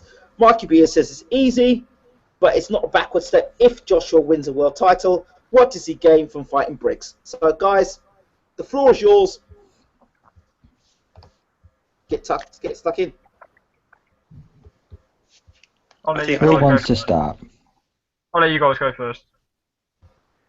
Go on, Nora, shoot. All I was going to say is I think Dave, your Ingram, your interview, Dave Allen, that you posted, I think earlier today, kind of summed it up. I think it's just a sad state of affairs. I don't think he's got anything left. The only person that it would suit to fight Shannon Briggs is someone on the way back in, like maybe like even a David Price or someone who needs a bit of a limelight. Actually, that would be the worst fight for David Price to take because it's someone who can bang. And What about Briggs and Chisora? Yeah, but he's already got a fight lined up though, Chisora, hasn't he? Yeah, I know, but fighting Pulev, it's got to come through that fight first. But that would be an interesting fight. That would be a true definition of a crossroads fight, and also kind of a little bit of a freak show as such. It would be brilliant pre-fight build up to that because we're both characters. we might have to bring back the steel fences again. I just want to answer one of these comments before I go get a drink and let you guys answer. I want to answer the does Briggs still have what it takes? Now I'm going to say no, and the few facts is because Briggs in his prime wasn't the best heavyweight in the planet, and also if you get back when in age, Briggs is at an age where he's been at his best, and he's not going to get any better. The only fighters at this age to get better is special fighters like Bernard Hopkins who have just got that. Once Shannon Briggs isn't the greatest boxer, once his physical skills diminish, that's it. It's like Roy Jones Jr. He's not a Bernard Hopkins technically. He's not a George Foreman either. Exactly, he's not going to have that skill to carry through him. He's not going to have that experience, that skill, that craft to carry through later on in his career. Is Briggs a backward step for Joshua? No, because Joshua's fought nobodies at the minute. And that may be disrespectful, but he's fought nobody of note. And Shannon Briggs, as bad as you want to say it, is a better fighter than anyone that Joshua's fought currently, apart from Charles Martin. So it's not a backward step, but it's certainly not a step going forward either. So. Have you guys seen the comment section, by the way? That's what we're answering. Good, excellent stuff. That's what we're answering, Ingram. So has anyone worked out why Shannon Briggs is in the country? Maybe just to generate more hype in the public eye over this side of the pond, because like we've all seen it on Twitter and other social media outlets, but I think personally he wants some sort of fan interaction, get his name out there on this side of the pond. Like as he said, boxing's very, very popular at the minute. That is mainly just due to the fact of the casual market. So it's all about making a little bit of coin for him. He must have some sort of money issues, because like why at 44 would you want to be having these big risky fights when apparently it's quite hard to explain in my eyes. Well, it's just I just see it as a little bit of a freak show as such, as harsh as that sounds. It's a freak show. He's coming over. Marky. Go on, I was going to say, like a chap on the comments, Marky B. Yeah, he said, but is it Cameron? Yeah, to your point, I think you were making about would it be a step back for Joshua? No, because of because of the caliber of opposition he's fought. And Marky B. Yeah has come back with, but is it not a step backwards if Joshua wins the title? So this is after a fight with Charles Martin. No, because it's not. It would be, I think, right? Well, it depends. It depends how you look at it, right? Because let's be fair, Briggs is this type of guy where Joshua, it's not going to be a backward step based on who he's fought, but it's also not going to be a step in the right direction because Briggs really, okay, Briggs might test his chin if he lands. That might get interesting, but the fact of the matter is Joshua needs to be fighting the top heavyweights. Briggs isn't seen as a top heavyweight. So it would be a step back. What I'm trying to say is it's basically a good name on paper. It's a good name on paper, but in terms of ability, he's past it. Okay. What I'm going to say is, Omar, it's a worthless fight, right? It's a stall fight. He stalls his career because he doesn't gain out of it, and really he doesn't lose out of it at the same time. You see what I'm saying? It's a showpiece fight. Yeah. That is all what it is, in my opinion. Like, to me, someone like Joshua, a good fight would be Bermain Stavern. A real test. Marky B, he's saying it's a backward step. I can understand why you're saying it's a backward step, right? Because Briggs is basically seen as an old man, but he does bring a punch. You just never know. And Joshua's not fought anyone, so you just never know. And Briggs does bring something. Briggs brings more to the table than anyone Joshua's fought currently. You've got to go with that. Who Right. is Luis Ortiz fighting next? No one What about right him and now. Briggs? What about him and No Briggs? one. Him and Briggs. Because Briggs is clearly after the biggest money fight, and let's be fair, none of even. I mean, the things with Ortiz, he brings Yeah, nothing he's to not the going to make table any money with financially. Ortiz. Exactly. He's gonna bring nothing reward, and he's probably gonna get his chin sparked. So Yeah. there's nothing in that fight. Any heavyweight. Yeah, fair enough. I'm just busy. I'm just inviting more people in the room, so you guys keep talking. All right. Well, I've got a question for Omar and Ben on the Joshua topic. Now, if Charles Martin beats Anthony Joshua, Mm-hmm. how much of a dent does that get put really in Anthony Joshua's marketability going forward? Is it going to be a big boost where he can come back and they can still sell him, or is it going to be like a permanent sort of damage where the hype train's done and he's going to kind of be in a rebuilding process for a while and going to take his time with him properly this time? Ben, do you want to go first? I can kind of see both sides of the argument. Like, it depends really in how he loses. If it's a gallant effort on points, you could at least say that he tried his best, he just was really unlucky on the night, and people could buy into the sympathy, Eddie Hearn or Joshua or whoever could spin the facts like that, or it was poor scoring by the judges. We didn't have the game plan right, but we lived to fight another day basically because it was a points decision loss. If he gets sparked out, then to me Eddie Hearn would have to be put on suicide watch because he's invested a heck of a lot of money in Anthony Joshua, a heck of a lot of money. But because to me, he's based in Matchroom mainly around Anthony Joshua as the main focal point of Matchroom's boxing interest. He is basically the crown jewels. Yeah. So. Yeah. I was going to say, yeah, I agree with you to an extent. What I also think is that, I can see it playing out well for Joshua, even if he loses, regardless of how he loses. But on the proviso that he puts up an offensively good performance.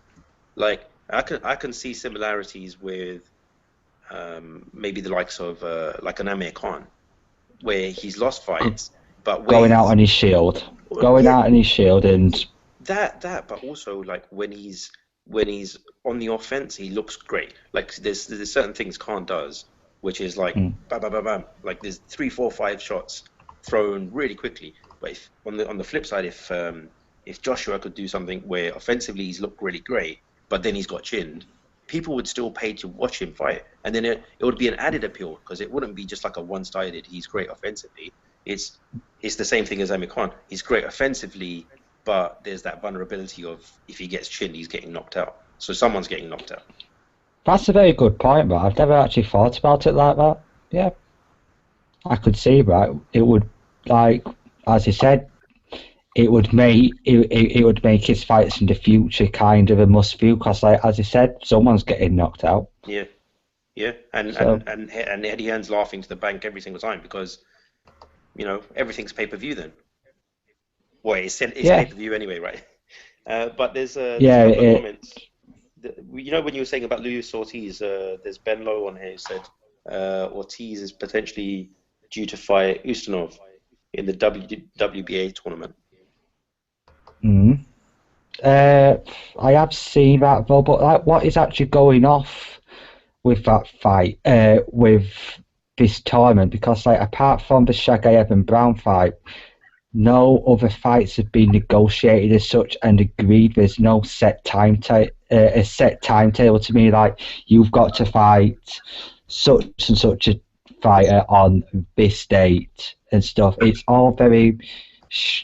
It's kind of in the shadows as such, where there's not a lot of information being release actually on dates, or even proposed dates. I know that's a lot to do with promoters and managers and stuff, but if it is a WBA tournament, the organisation should really be putting the foot down and saying we wanting these fights done by this, that, and the other. Yeah, it's interesting that they say it's a tournament, right? Because, like, say for example, if you're comparing against the Super Six, Super Six was a tournament that 6 fighters actually put their names down and signed a contract to say they want to be a part of it, and there's a promotion around it.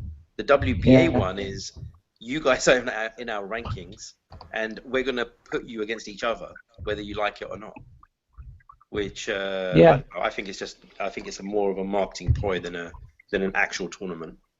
Yeah, as like me, Cameron, and Ingram were having a discussion about this topic actually last night on a Skype call. We think personally that the WBA just want to find a way of Tyson Fury getting beat, so he doesn't have the belt, because I have no reason why. It's a marketing dream, but I just think he brings bad press within the media, so it would just be an excuse to get rid of him. Yeah. Or from being their belt holder. Yeah, I think Ingram actually on that particular one made a really good point. Like, as soon as he won the title, where he made a forward prediction saying, why doesn't well, not a prediction, more of a proposition to say, why don't you get rid of all your belts? You are now the unified champion, the undisputed champion. Yeah. No, sorry, unified, because he didn't have the WBC belt. Get rid of the belts, and you are your own man. And I think if he had taken that approach, like, he would have got kudos from the fans. But then again, like, you might lose some of your marketability and the amount of money you can potentially make from being a champion. I would personally drop the belts and just kept the lineal belt, because if you have that belt, you're like, it was the same situation with Sergio Martinez when he got stripped by the WBC. Yeah. He kept the lineal belt because that's just a magazine belt that is recognised by boxing writers, pundits, whatever, because it's a magazine belt, and it's a publication. I think that was actually, I think thinking back on it now, I think that was Ingram's suggestion. Yes, it was, hence why I pinched the idea. Guys, I want to change the conversation slightly, if that's okay. Unless there's any outstanding questions that need to be replied to. By the way, Marky B says it's a good show tonight, so shout out to Marky B for that. Thank you very much. What I was going to say is that 2 things. Question number 1 is, when do you make the decision to say that a fighter has got the goods and a fighter is good enough? Because I see a common trend now in boxing where a guy gets a couple of knockover jobs and he's the best thing since sliced bread, as opposed to the old days where you had to go through an acid test before you could be considered a good fighter. What are your thoughts on this? I'll throw it around the room. Probably start with you first, Cameron. Can you repeat the question, please? Basically, when in your mind, as a boxing fan, when do you give that fighter the approval, the tick mark, to say, you know what, he's a good fighter, I've got faith in him, I believe he's going to go all the way?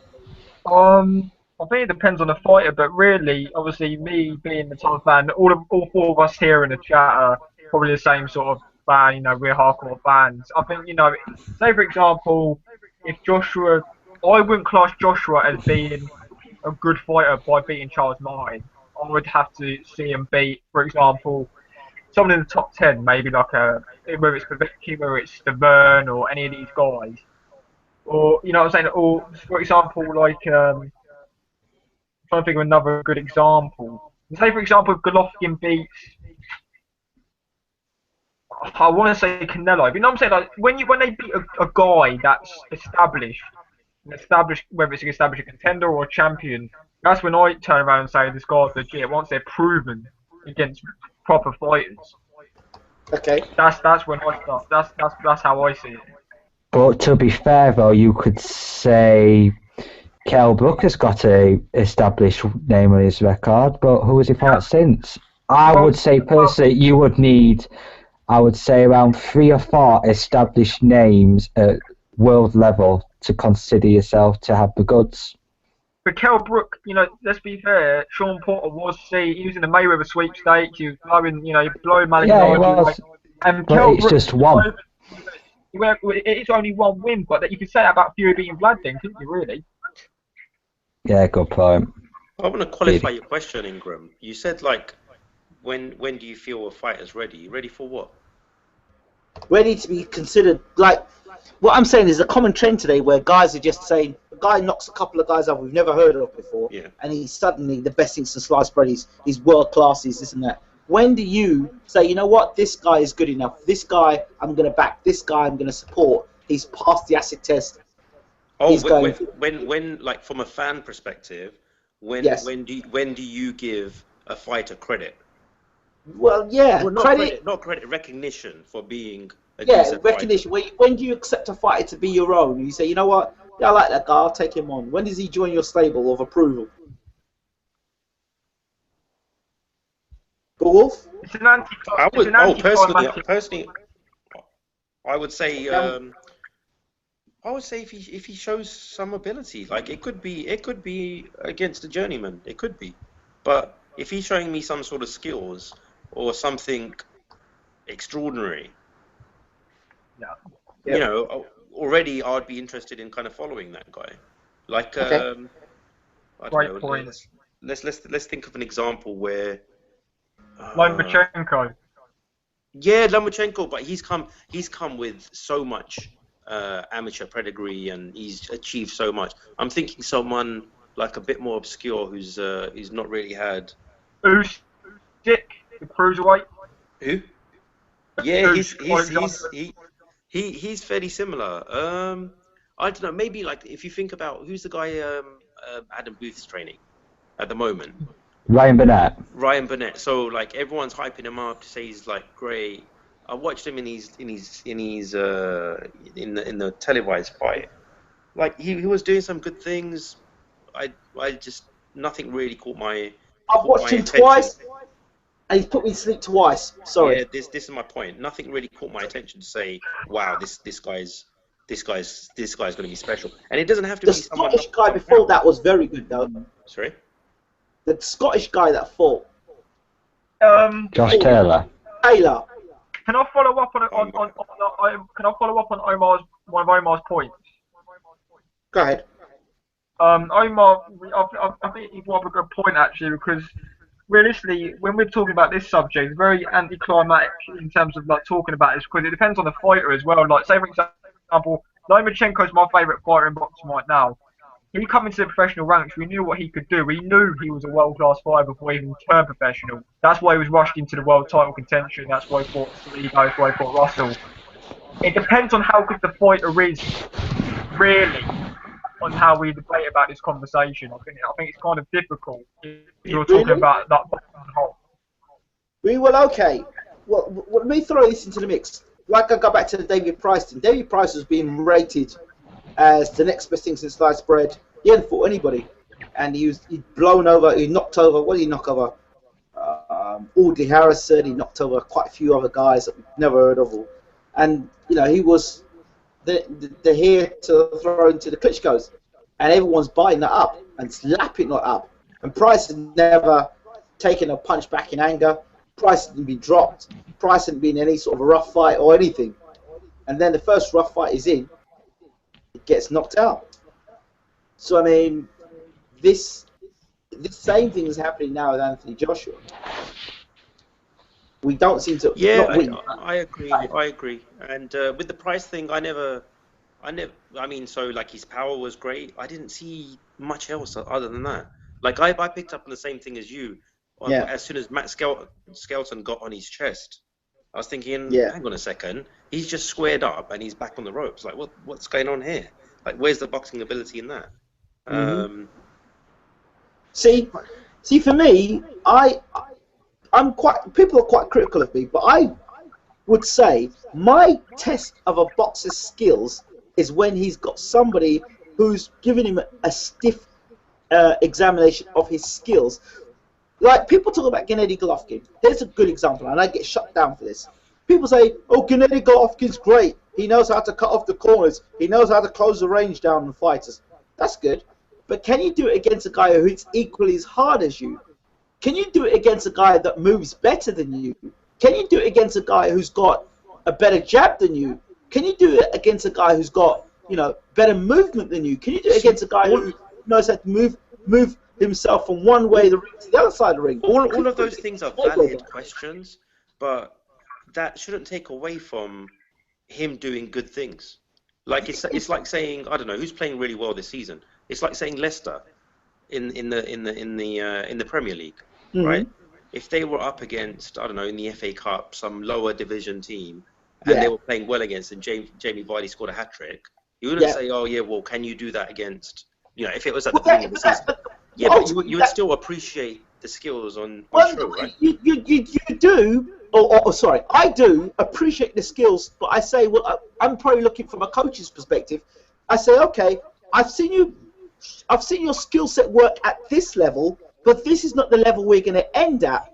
This is the level that we're going to have to go through and go past if we're serious about going to the top. Now, if you're talking about a world-class fighter, you're not going to.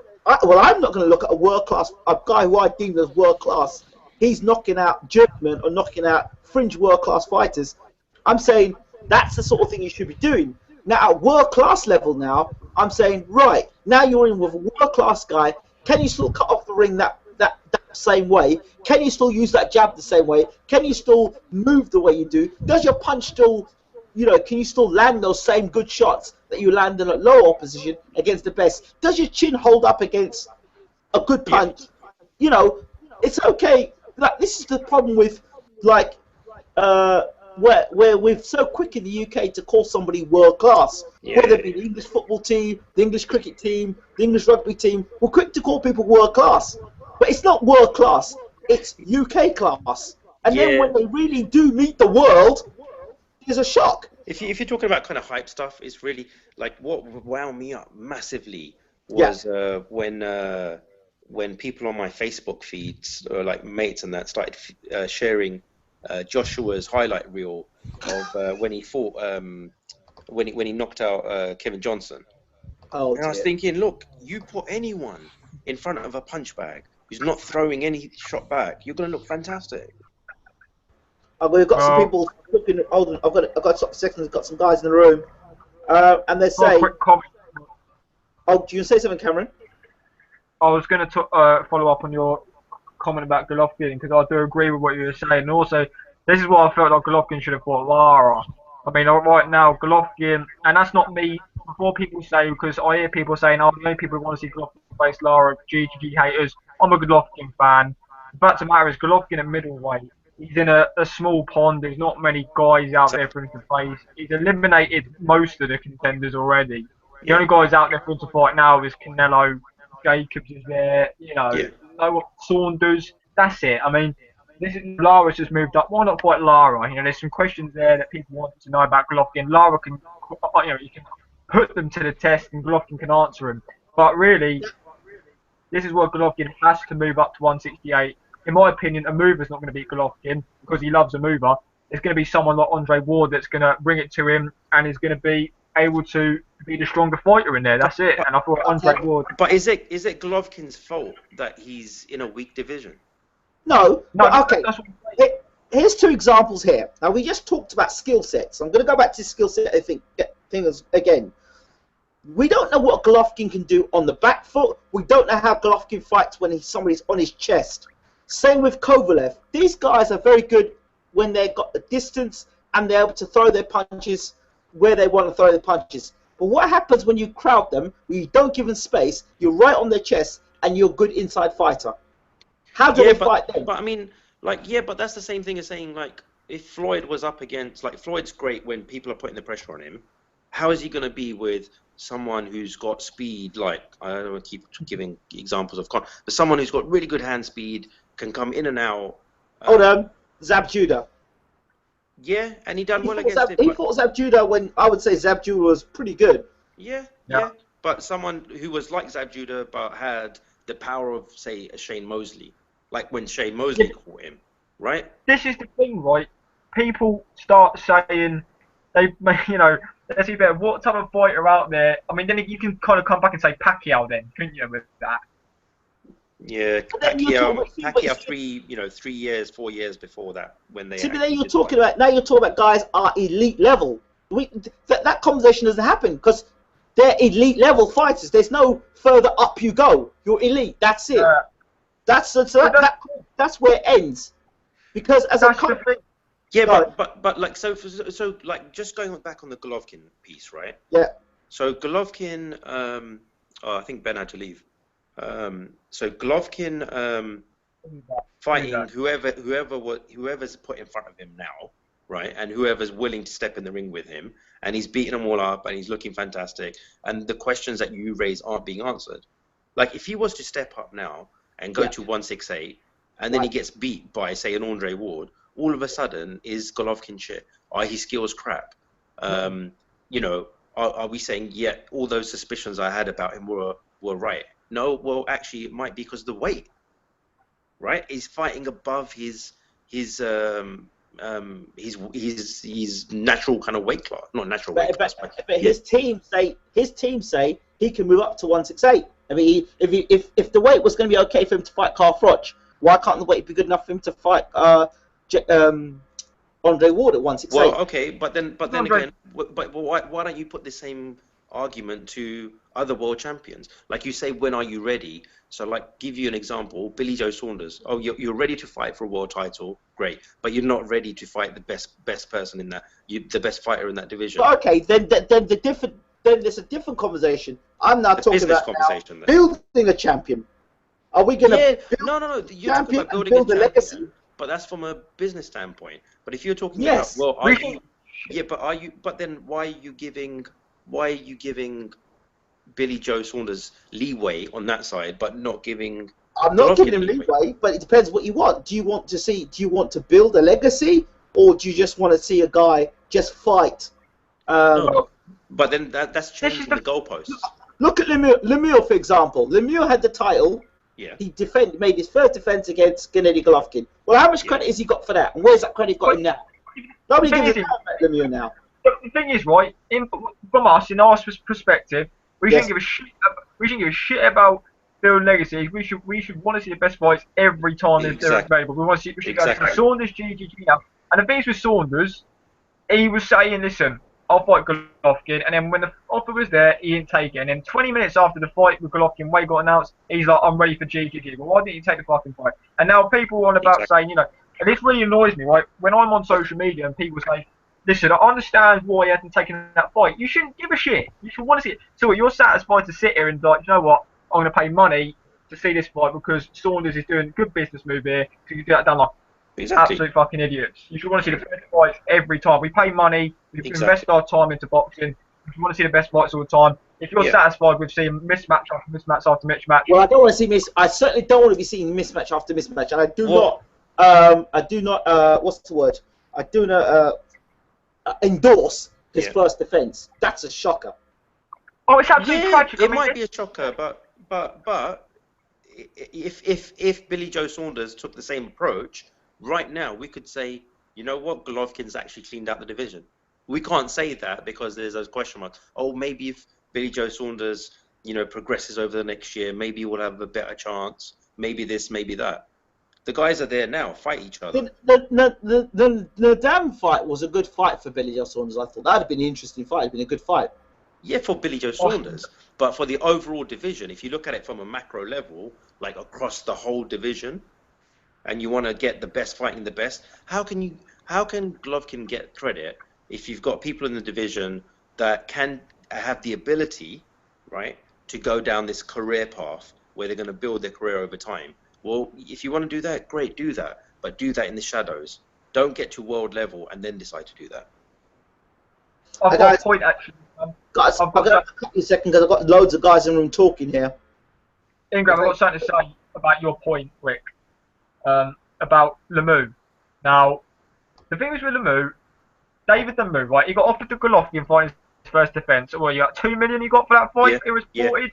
Yes, sir. Like, that's a career high payday. And Yeah. this is why he took the fight. Yeah. There's a difference between Saunders, right?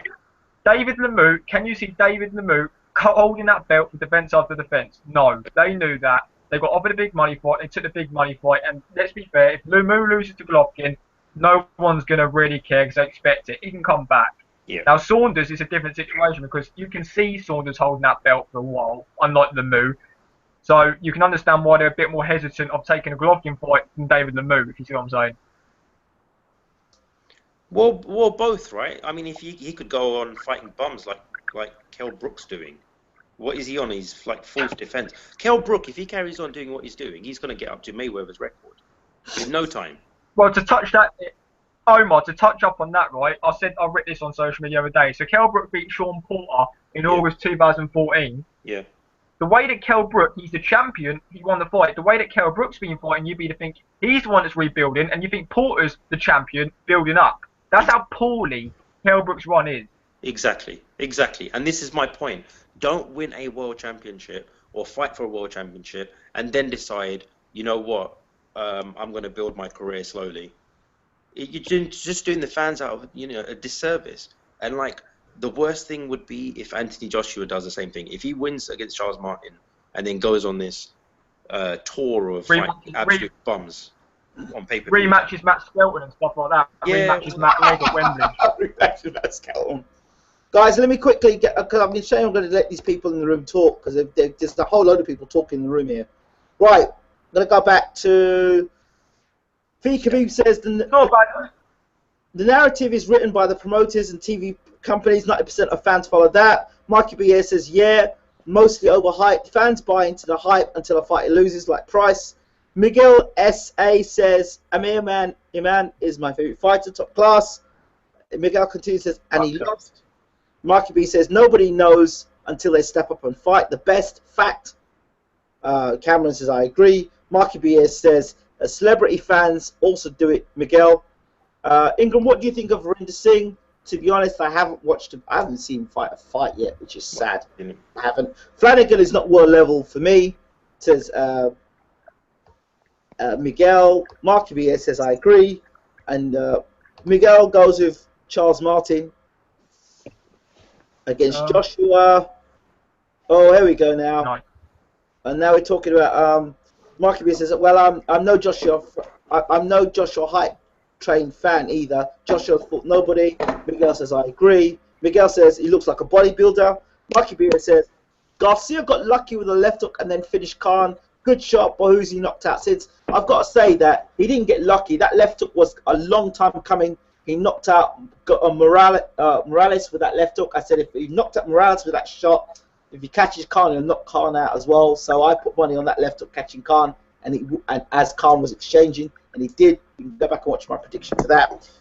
Okay, but he cleaned out the 147-40 division. Marky Beer says, yeah, but he barely won. He lost to Peterson, in my opinion, and a few others. I hate Garcia. He defeated my favorite fighter of all time, Eric Morales. Just mentioned that. Fee Khabib says Garcia got gifts against Peterson and Herrera. I call him Danny the Gift Garcia anyway. Miguel S.A. says agree. C. Fee Khabib knows. Gifted, he got lucky against Khan, in my opinion. Khan fought the wrong game plan and tried to knock out Garcia. Miguel says Khan is chinny. Yes, but he got caught with a shot that was spot at many fighters caught clean. No, I'm not so sure about that. Marky B says the shot you never see is a shot that fools you. I agree. Fee Khabib says at 147, I take Pacquiao, Bradley, Porter, Thurman, Brooks, Spence, Vargas, all to beat Danny the Gift Garcia. Miguel says looks that way to me, and agree with Bayloric 100%. So, guys, Danny Garcia, the talking point. I believe that Garcia was always going to knock Amir Khan out, and I went to the bookies. I think I recorded the video as well. I ran to the bookies when I saw the press conference, the final press conference, when Khan stood up after Angel Garcia was teasing him about the magic carpet. and he turned around and he said, "I'm going to knock out Danny Garcia." As he said that, I said, "Right, Khan's going to lose his rag here." Then I watched his sparring. He looked terrible in sparring. I said, "You know what? Freddie Roach isn't giving him the time he really deserves. This fight is by knockout, because if that left hook can knock out Eric Morales, he'll knock out Amir Khan," and it surely did, and it did land. So Danny Garcia has not looked good since the Lucas Matisse fight. I think it's because, for me, something's missing. Something's been missing since that Lucas Matisse fight. I said something. He's not been the same fighter. What are you guys' thoughts on that? And Danny Garcia? Well, quick note, this has been a good show considering it was a tester show. Yes. Danny, I mean, I didn't think, I said, I think if Garcia fought Khan again, it'll be the same result. And I don't care how many times they fought, Khan ends up on the canvas. And Garcia, I thought he lost to Herrera quite clearly. Peterson, yeah, I mean, it wasn't as bad a robbery as Herrera. It was definitely questionable. I mean, how did we get onto Danny Garcia? Is it just what they're talking about, is it? Yeah, it's what they're talking about, yeah. I mean, what Feed said about 147, I'll take Pacquiao, Bradley, Porter, Furman, Brooks, Spence, Vargas to beat Garcia. I take Pacquiao, I'll take Bradley, Porter, Furman, Brook, Spence and Vargas. I don't know. Not right now, I don't think. Vargas, I don't know actually, because he did look good against Ali, didn't he? So, I don't know.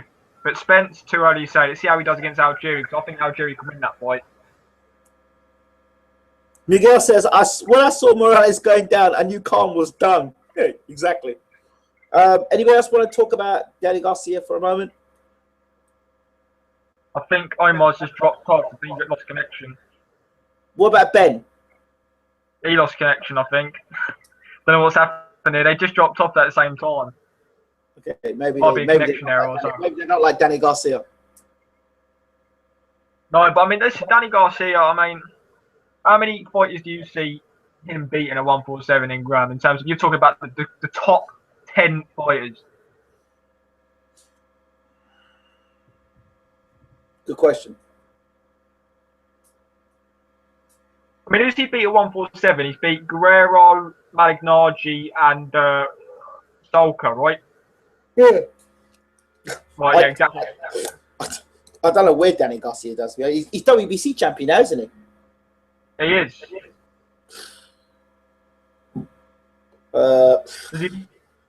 Does he beat Sean Porter? Nah. Does he beat Kell Brook?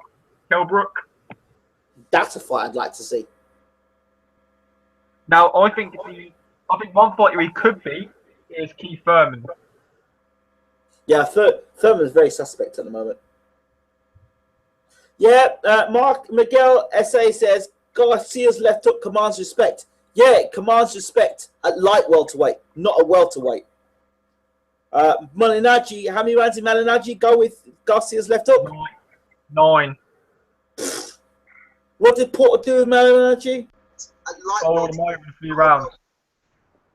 Ingram, quick. How many rounds did Malignaggi go with Garcia's left hook? 9. Oh my, you might want to pause that, mate.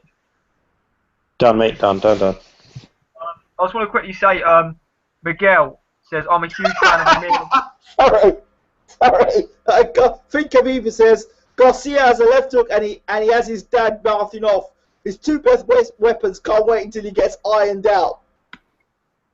I want to quickly ask, Khabib, do you use Twitter? Khabib, let me know if you use Twitter. Yeah. Do you think Khabib beats Ferguson as well? You'll know what I'm on about. No way does Garcia beat Thurman. Come off it. No, well, I don't know. Thurman's questionable. Thurman's very questionable. If Thurman can't get you out in the first couple of rounds, he gets onto the back foot. That's the common thing, the comfortable thing Thurman does. And if he does that crap against Porter, Porter will iron him out. I'm saying it now. Porter will iron him out. I agree. So my phone battery died, so I'm on my laptop now. And Ben said he's got an early start for work tomorrow, so he dropped off. He actually dropped off a little while ago. Okay. How do you know that? Have you spoke to him, have you? No, he messaged us. He messaged us before he went offline. Oh, that's nice of him. Thank you. Yeah. Appreciate that. Disrespectful. Should have told us on the call. Exactly. He didn't want to disrupt The show. your flow, mate. Yeah. Oh, That's good then. you guys were saying something about Amir Iman. Anybody got anything to say about Amir Iman? Well, I believed in the hype. He got sparked out. Nothing more to say. I didn't know much about him. I caught a YouTube show from a rival YouTuber, and it got really heated when that person was discussed. So if you guys want to search after this for another view, Donkey. sorry. Before Amir Rahman lost to Granados, whoever his name is, Don King said, "This is the guy to dethrone Floyd Mayweather," and he got sparked out in his next fight. That was absolutely. Listen, I believed in Amir Rahman. I said he beats Postal, and he gets beat. But the fact of the matter is, one good thing come out of that fight. Don King's last fighter that's carrying his ass in boxing got beat. Lol. Hold on. Isn't Bermain Stavern still a Don King fighter? No, not anymore. Is he not? Really? I got told he's not with Don King anymore. Ingram, you're tight with Bermain Stavern. He's like your long lost brother. I know. Yeah, the long lost brother. The long lost brother. The long lost brother that I don't know who's promoting him at the moment. That's shocking. I know. I know why. I know why. I don't know. Okay, go on. I know why I don't know. Okay, all right. I've got a question off topic. Yep. Who wins a rematch? A healthy Stavern against Wilder. Well, I thought Wilder would knock him out the first time round. Did you? You thought Wilder would knock Stavern out? No, I thought Stavern would knock Wilder out. What happened with that? What happened with these? What was the issue? Like they say he was dehydrated. He went the night before. What's he that? went out. If you look back at Floyd's 20 out all accesses, Stavern was actually with Floyd leading up to that fight with Wilder, I believe, drinking. I believe that's true. If not, I apologise to Bermain Stavern. I believe that is the case. What does his long lost brother say? Well, I did. There's a few things I could say. Well, look, let's put it this way. I know there was a video that I did with Don House, and some comments were made which suggested that Bermain was not as dedicated as he should have been. Right. Bermain refuted those comments, so we'll leave it as that. Okay. Yeah. Bermain Stavern. Alcohol can get you. I picked Stavern to beat Wilder. So did I. I'll pick him to win a rematch. I'll pick him to win a rematch, actually. I think we'll hear more about Bermain Stavern shortly, I'm sure. Chris Ariola beats Wilder. Back. Chris Ariola broke his ankle getting out of the car, I heard.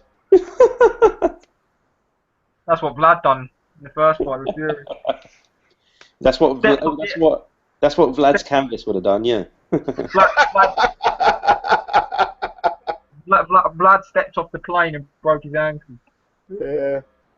I wonder if Vlad is in the bed business. Maybe you do nice mattresses. The mattresses which are springy as my canvases where I have my world title defences on. Yeah, you'll have Temper mattresses across his shorts in the next fight. Sponsor my Temper mattresses, yeah. No more boss. Yes. Manny could have done that when he got knocked out by Marquez, couldn't he?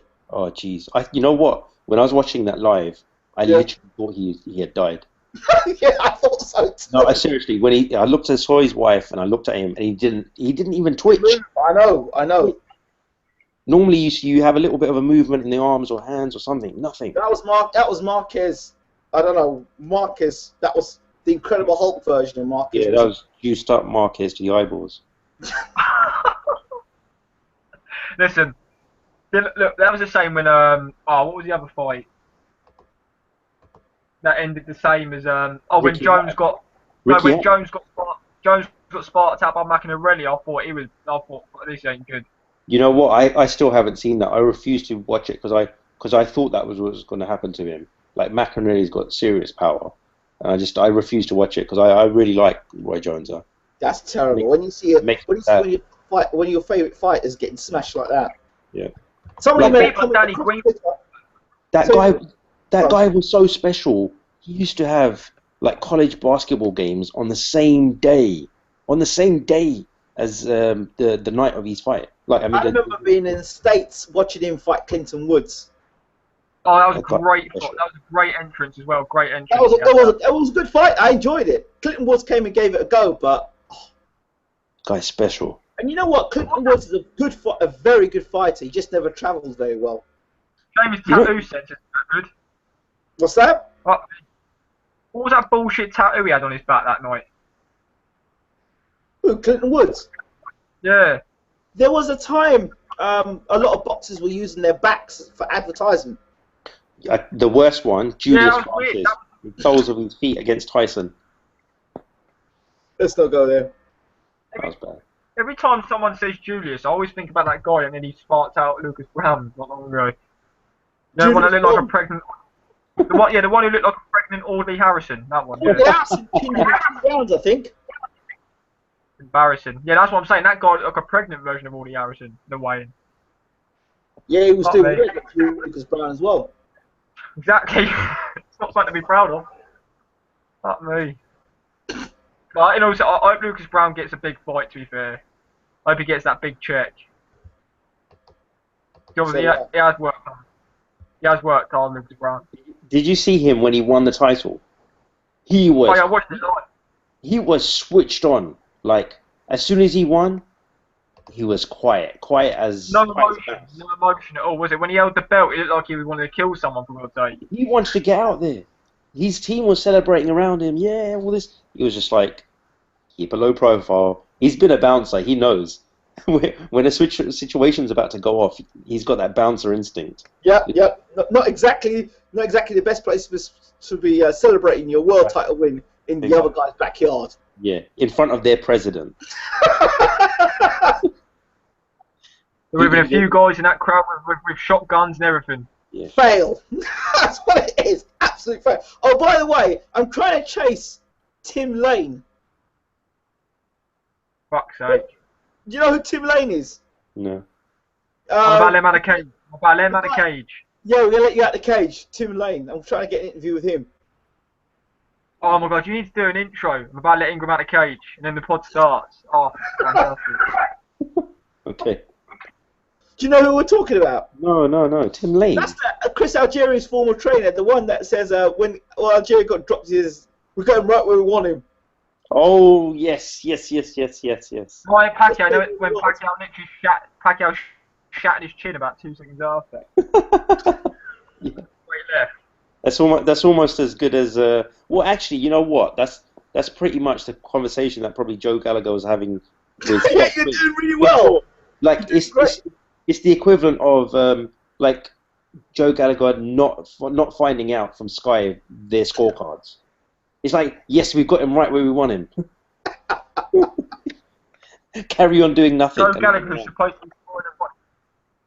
I mean, come on, what trainer literally stands and goes, all right, Ed, how are you scoring this fight? How are you scoring this fight? It's reckless boxing. Arm punches. Basically, what was Joe Gallagher doing? Was he just watching the fight and just not scoring it, not knowing how to score it? I mean, with a Sky commentary team. I don't know. The Sky commentary team are fucking shite as well. So Joe Gallagher putting his trust in them is even worse. He could at least ask someone from the public. Yeah. I would have avoided that altogether. I would have even mentioned the Sky Sports thing. I would have said nothing about it. You know what? The thing that annoys me about the Sky team. Sorry, mate. Oh no, Joe Gallagher brought up a good point in his interview yesterday, actually, or the other day, talking about he had the when they had the ice pack on Quigg's chin in the 4th round. Why didn't Frampton target that? Because he would have seen it, wouldn't he? He would have known it was something wrong if he had an ice pack on his chin after the 4th round. So why didn't Frampton target the chin? It might be. He might have thought it was a tactical thing. I don't know. Yeah. But he never got back on saying Yeah. He's going to pull this down. remember, it's the ring trainer of the year. Remember, so who knows? Maybe he thought they were messing with his head. Psychological Disgraceful. warfare in the fight. Marky B, I just want to say that Al Heyman is a real name. He does exist. Al Heyman was before in the Motown industry. I do know this, and I can confirm this because the WBC, one of the main people at WBC, Jill Diamond, I interviewed with her. I did speak to her, and she was at Motown as well. And she have Al one of the Heyman was belts around named then. after her? What's that? She got one of the belts named after her. Pardon? Has she got one of the belts named after her? Yeah, exactly. The diamond belt, yeah. But yeah. So Campbell. Al Heyman does exist. He was in Motown before. I believe he promoted Whitney Houston at one point. So he worked with a lot of the big black American stars in America. So that's what I do know of Al Heyman. The guy does exist. He's real. Yeah, Al Heyman does it. I've seen videos of him. Right. Thoughts and above. Why is he in hiding? Well, there are some reasons as to why people think that Al Heyman's in hiding. One of the reasons, and I thought it's quite bizarre, but his private life is rather interesting. I don't know how true it is. I heard that things to do with cross-dressing, alternative sex life. You reckon Oscar? You reckon they got into boxing by meeting Oscar De La Hoya in one of these cross-dressing parties? I don't know. These are some of the rumors I've heard, and also, not doing interviews keeps you very exclusive. I don't know, but maybe it's best that your face is not seen. Nobody can pull you up on interviews afterwards. Maybe he's not very articulate in front of the camera, but I don't know. Maybe that's what it is. I don't know. I think Omar's got a good point there. I think he's secretly meeting with De La Hoya wearing fishnets at parties. You know about De La Hoya, don't you, Ingram? Al Heyman is the opposite of Eddie Hearn. Not Eddie Hearn, De La Hoya, Oscar De La Hoya. No, I'm saying Al Heyman is the opposite of Eddie Hearn. Yeah. Eddie Hearn is where you want to hear what Al Heyman's got to say, Eddie Hearn's quite the opposite. You're sick and tired of hearing what Eddie Hearn's got to say. Eddie Hearn's a salesman, Al Heyman's a businessman. I'm glad you said it. So, I want to answer something. You go, mate. Go on, Omar. All I was going to say is, it's a good point bringing up Al Heyman, because it kind of gets us back to one of the discussions we were having earlier, which is, building a career and all this kind of thing. And one of the guys on the comments said it's the promoters and the TV companies and actually the some of the governing bodies that are driving this type of behavior, that allows this type of behavior to occur. Now, Al Heyman was presenting something a bit different, which is going to almost take it back to old school, which is get it back on terrestrial broadcasters. Mm-hmm. It's open to the public. You don't have to sell pay-per-view. You try and put up good you do good matchmaking. Mm-hmm. Now, that's all well and good, but then there's been recent rumors at the start of this year that he's struggling. Yeah, well, of course he's struggling, and one of the reasons why he's struggling is because he's employed some people that don't know what the hell they're doing. They're not boxing people. They're business people. They're not boxing people. They don't have no idea of how to brand their fighters. These fighters, Thurman, Porter, you've got the cream of the crop of the welterweight division, right? And he doesn't know how to brand them. You show me one fighter that's branded from PBC. One branded fighter. But isn't that the whole point? You're taking it away from branding. You got to the point where you literally are using right now each fighter as a product and getting the absolute most out of that product. Well, if you're going to get the most of the product, then they're doing quite the opposite of that. That's a different. But it seems to me that they get the fighter from whatever stable they're from or whatever part of the world they're from. They sign to Al Heyman, and then they do hardly any interviews, and you hardly see anything of them. That's what happens. You look at James DeGale. before he signed with Al Heyman and after he signed with Al Heyman. Yeah. No, agreed. And actually, you know what? Another. Lee Selby's even worse. You hardly see Lee Selby then. Well, you're not seeing him at all now. I mean, another aspect which, like, as part of their shows, which reflects on this whole thing, is like you look at the ring walks and stuff. You can't select your music. You can't. Like, there's no razzmatazz. There's no. That's why I said it's been run by people that haven't got a clue about the history of boxing. Which is funny because, like, if you think about where these guys are coming from, the music industry, it's the showbiz industry. How can you come from that industry and really dull down boxing? Like, where you take, I know what they were trying to do, which is like take all the other crap away and just focus on the boxing part. But in this day and age, where like your social media, instant gratification, like you have to keep people's attention.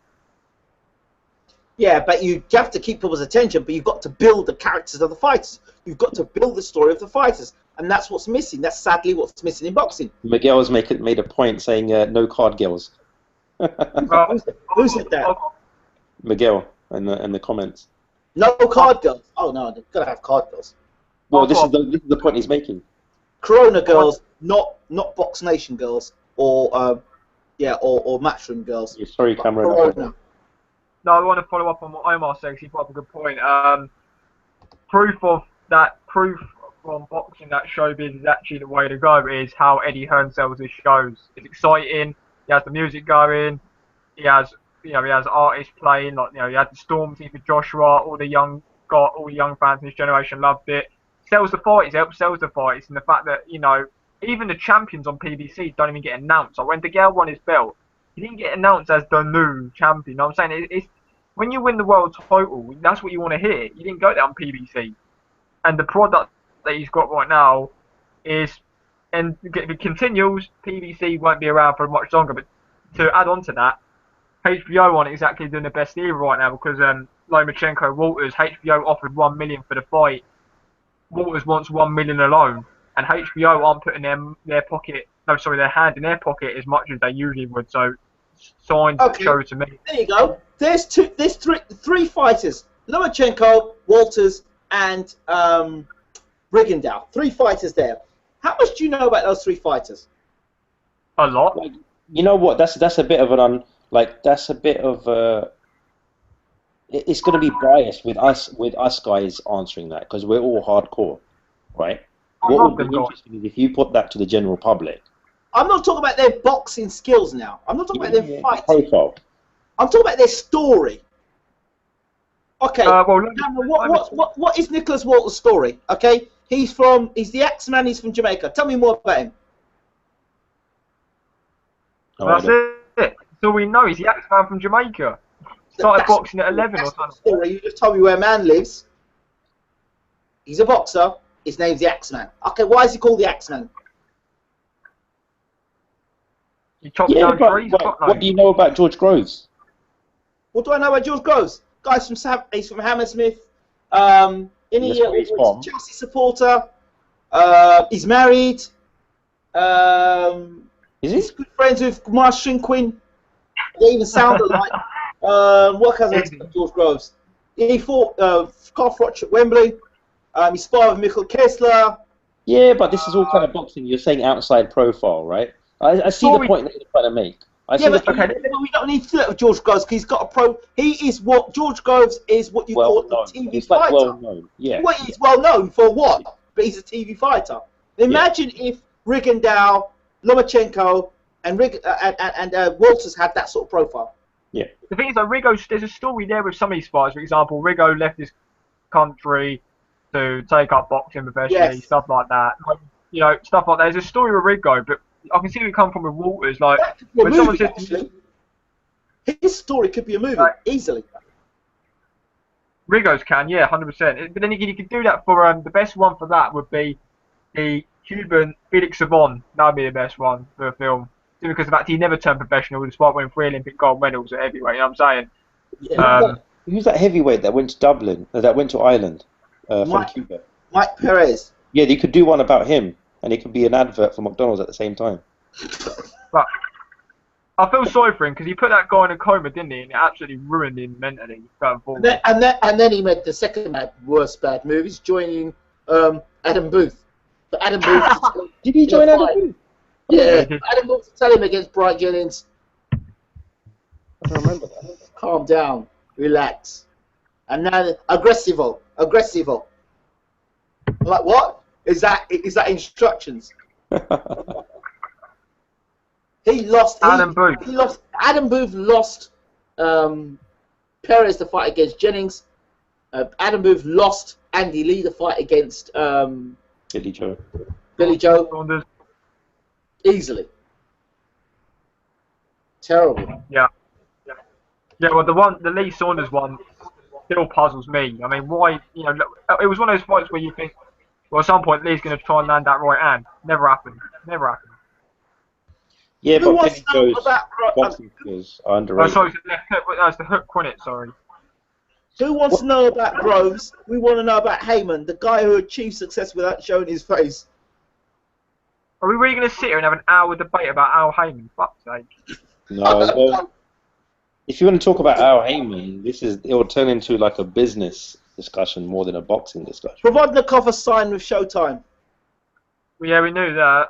That's public knowledge for a while, that, isn't it? And Marky B.A. says the top-ranked girls are exotic. Any person with a fan is exotic. What have I got to say about that? Golovkin against Andy Lee, unless it's Lee's chin. Is there any truth in the rumour of Lee fighting Jacobs? That's maybe May 21st. Is it official or not? Don't know. Oh, who gives an F about Groves, Cameron? Ooh! Shots fired. Who said that? Yeah. Who said that? Marky B.A. Oh, fuck knows who that is. He's been commenting. He's been watching the show from since the beginning. Heyman is more interesting than Groves, LOL. I agree. Who gives a fuck about Groves? He's probably the most overrated fighter in British boxing, I'm telling you. Overrated. Who's that? So overrated. Groves! So overrated. He is overrated. Who's he for? Basically, it shows you. Be? Yeah, but what Groves shows me is what you can achieve in Groves life should be world with champion. confidence. Groves should be world champion. Delusion thing. Yeah, but look at okay, you say that, but that delusion or whatever has earned him £6 million. EJ, how we doing, man? Good to see you, brother. Sorry. That delusion, he's deluded. He's probably the most deluded boxer apart from Khan in British boxing. Yeah, fine, but he's sitting with a bank account, with a healthy bank account of multiple million. Robbing fans of good fights. Well, I would say he's robbing fans anyway because he's a TV fighter. I don't see Groves as a. I mean, he's not robbing fans of anything. He's giving them entertainment. He's getting knocked out. I'm paying good money. So imagine fans who pay good money to see you pick up your ass and go to America and get beat by Badu Jack after you call Badu Jack average, beneath you. No, the worst world champion out there. He called it. Well, that's what he said. And then exactly. you paid money to get paid hard-earned money to go see Groves do that. Yeah, but Badu Jack's a good fighter, I think, personally. Oh, I know Badu Jack's a good fighter. That's why I said his ass was going to get beat by Badu Jack. And he'll also get beat by anybody decent. EJ Boxing, another guy saying good show. Of course, if you're listening for the first time, follow Bayloric TV. If you had an easy road to the championship. And the new heavyweight champion of the world, Tyson Fury. Some controversy there. Like I like Tyson from way back when, and this is before like his boxing skills. It was more so his personality. Like I think he's EJ Boxing does EJ, mate. You're gonna cry. I tell you, you will be crying on the night AJ fights Martin because at the moment, go back and watch the fight. I mean, you're a boxing man, you know. Go back and look at his fight against Cameronelli and against Savan. Let's be honest. I didn't think he won any of those fights for the Olympics. I didn't think Marky B, you need to get about the Olympics. And I think that if we take those two fights away, I don't think Joshua is the goods yet. And I think Joshua could be the goods I think he could be a very dangerous heavyweight and potentially be the best heavyweight in the world. I just don't think the setup he's got in the UK is going to benefit him. He's getting bigger and bigger and bigger. I don't see him actually... I struggle. Ingram, I don't think he could be the best heavyweight in the world, mate. I think that's Tyson Fury, hands down. No, I think he could... No, remember what I said? He could be the best heavyweight in the world if he had a trainer like a Bashir or Roddy Shields, one of those trainers. I don't think so. I think Tyson Fury, regardless of how good Joshua gets, I think Tyson Fury still runs rings around him. He's physical. EJ Boxing has a great point. It's a known fact, and EJ will agree with me. If Tyson Fury didn't complain about the canvas, Vlad would have won the fight. Boom! Vlad would have won that fight if he had the canvas. Oh, I agree. I agree. Controversial rematch. Maybe. First canvas in play.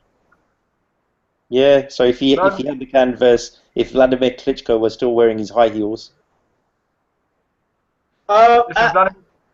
What's his name? Miguel makes a very good point. Heyman is destroying Stevenson, Peter Quillin, make crap fights. Well, I am chasing a Stevenson fight, a Stevenson interview. I've got the contacts for him. We just need to put one-on-one together to make 3. The interpreter speaks English and Asian, patois, whatever it is. So I'm the champ. I'm the real champ. Yeah, I'm the real champ. I am the real champion. I am the real champion. I am the champion. Who says that? Stevenson, when he got in the ring with Kovalev. Yeah. I'm the champion. I am the champion. I am the champion. I am the champion. Who next? Okay. Who next? Who next? Who next? Samuel Peter, yeah. He says, Cameron, you said you don't know who I was. You've been talking with me all night. Ha ha ha. He's got a point there. Says Fury had his lucky pants on. Yeah, he had lucky pants on from round 1 to round 12. Brown, the real champion, says EJ Boxing Live. Go on, EJ. Al Heyman, listen, Marky B says, here comes the heavy haters all of a sudden. Marky B's doing wedding. Not Al Heyman's dick. No. I understand. I talk about Al Heyman. I mean, nobody knows who Al Heyman is for sure. But I have heard those stories coming out of America about the cross-dressing and all the kinky stuff. And I've heard other stories about a boyfriend as well. Not that it's any of my business, but I think he wants to keep that on the low, quite literally. Right. I think EJ Boxing has been sent down here by TalkSport. he's here to create some controversy. Yeah, of course. Yeah, that's all right. A bit of controversy. He won't get me the road champion. He says, EJ Boxing in full troll mode. Get on the show. Hey, yeah, let's get EJ in. Anyone want to get EJ in the room? Yeah, go for it. No, can't be having. Get Marky B in the chat. Let's have a little. Oi, get Marky in. Let's have a little word, Marky. Me and him have a little word. Give me shit in the chat. Let's get it on here, on this call, face to face. Who talks sports, says EJ? I've got. Ingram, can you quickly say something? Yes, sir. If you're new, listening to the show for the first time, subscribe to Bayloric TV. We're here every night, every week. Interviews, post-fight shows, pre-show interviews. Interviews everyone. Ingram Jones, James Ollie, Bashir interviews. We're here 6 a.m. Hard work, dedication, pre-fight, post-fight show. Interviews 24/7. Bayloric TV, Ingram Jones is where it's at for boxing. Subscribe if you're new. If you're a regular listener, we appreciate your regular listeners. Keep tuning in. Get your punnets here.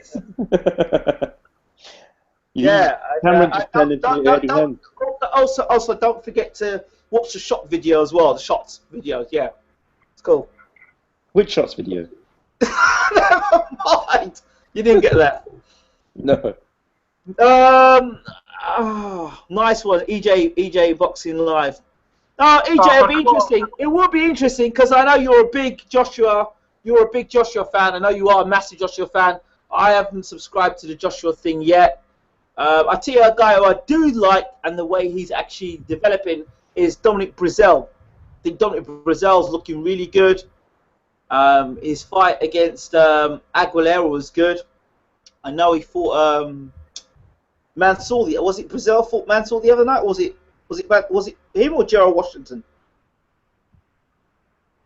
Who fought Gerald Mansour the other night? Oh, that was Brazil. I like Brazil. I like Dominic Brazil. I like Dominic Brazil. I do. Yeah, I like Dominic. I think he's going places. I really do think he's going places. That he's been brought along quite nicely. He's out for the EJ. You should be on the show, man. Oh, for crying out loud, it is Marky with his traditional "nobody hits harder than life" line.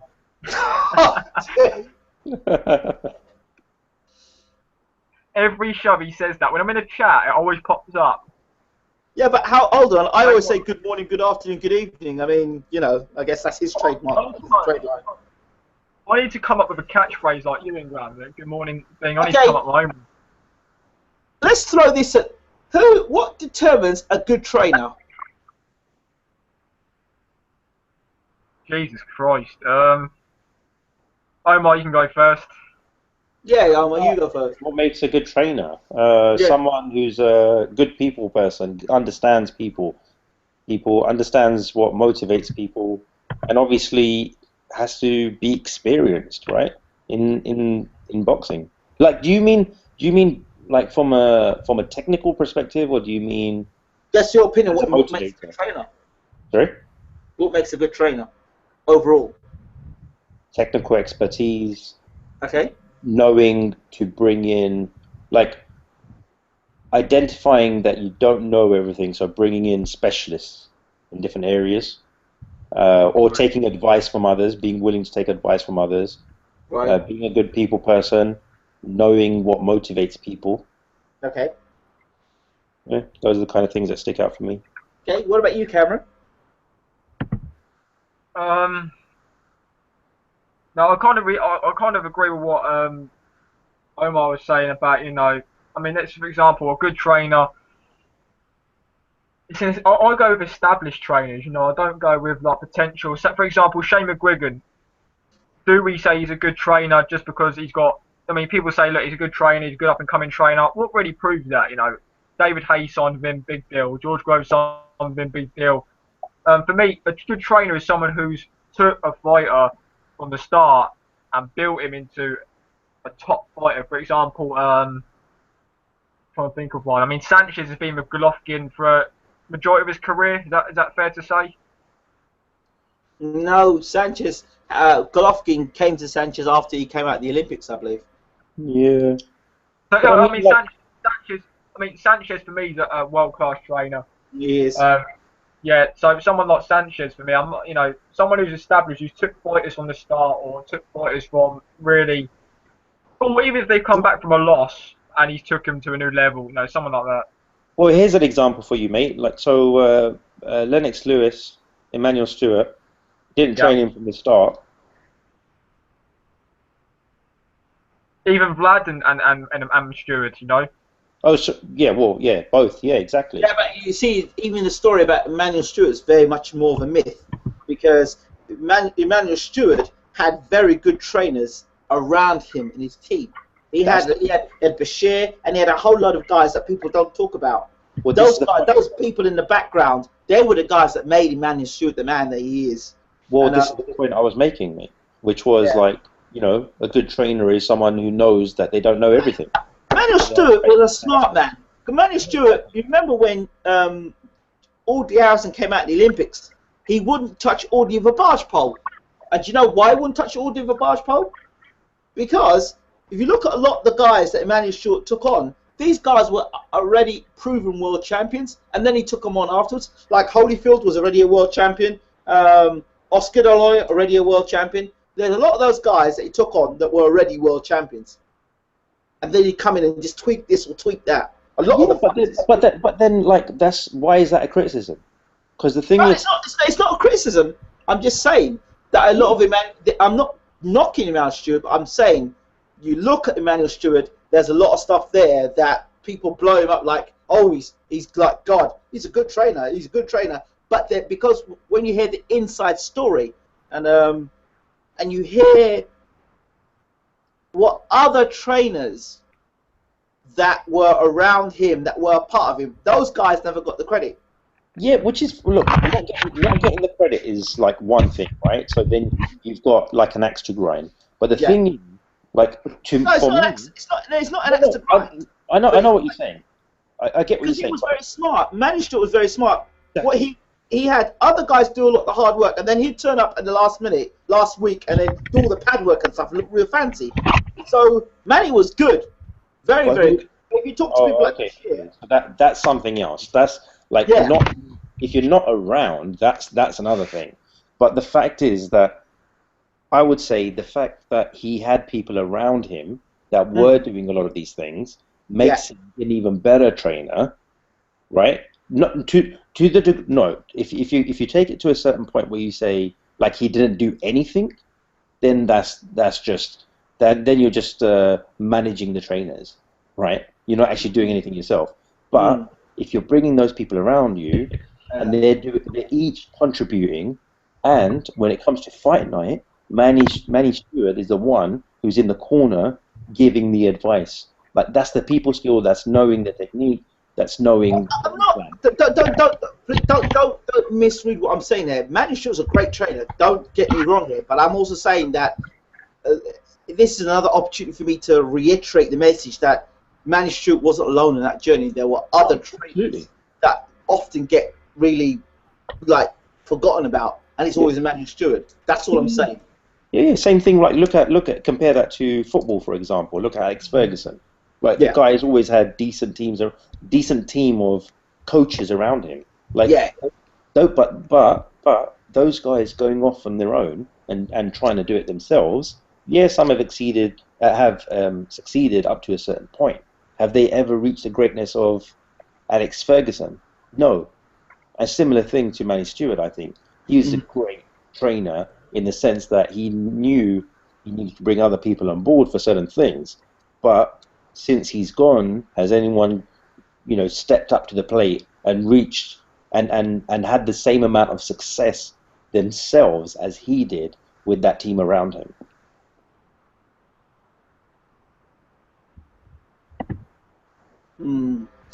That's something we'll definitely have to look into. Definitely have to look and study that more. Definitely, we would have to. In terms of my view of what makes a good teacher, is trainer, teacher, mentor. I think there's the technical side of things,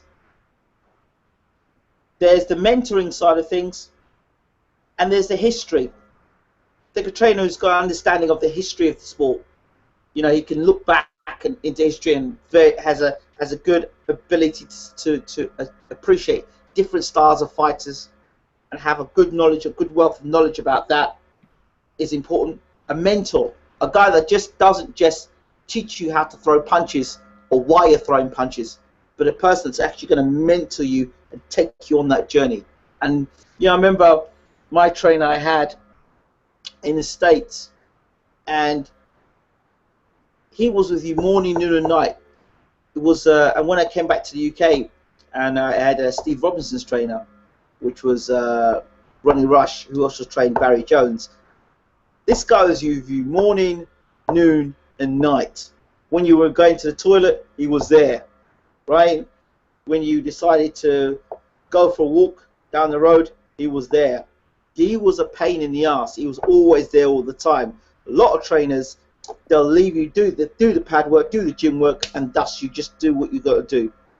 But with a mentor, they're watching the way you eat. Yeah. They're even watching what you're doing outside of the time you're in the gym. They're outside if you're associating with a girl, they don't want you associated with a girl. They're going to check who the girl is. They're going to check who your friends are. For me. You know who I find that you're describing right now? 360 trainer. Customato? No, like a current. Who? Peter Fury. Him with Tyson Fury. Like there's certain bits where I watch some of the interviews or some of the documentaries, and like the things that stand out to me are, stuff away from the hype. Like he spoke about where they would go up to Lake Windermere and literally they'll just go on walks, him and Yeah. Tyson, and just talk about Yeah. game plans, like nothing else, just about the mental side of things.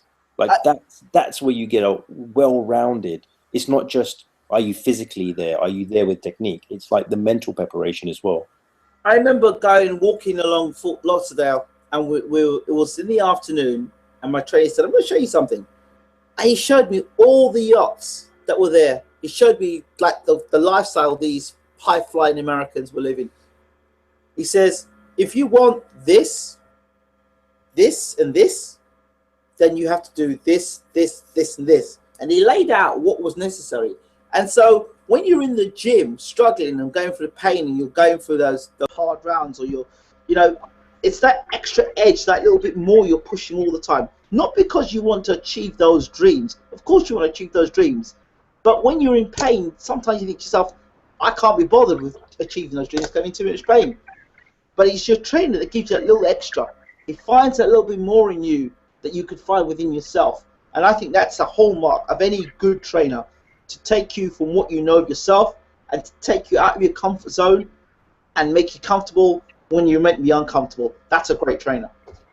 I think that's really. And also knowing like what your limits are. Like another one, looking into the Fury camp, right? There was a certain part where I think it might have been a Sky Sports behind the scenes type thing, and Fury was sparring some of these guys. It was late in the day. He was fatigued. He was really tired, and he caught with more and more shots. His dad came in and said, "Get out of there. You're not doing any more." And Peter was like, Fury wanted to carry on. Tyson wants to carry on. Peter was like, told his dad, "Go and sit in the corner. He's going to carry on. If he wants to carry on, he's going to carry on." And it's that aspect as well, right? So if you're, it works well with Tyson because he's pushing himself through the pain barrier, through all of that. I see another guy who I think could be a really good trainer, given the opportunity, is Don Charles.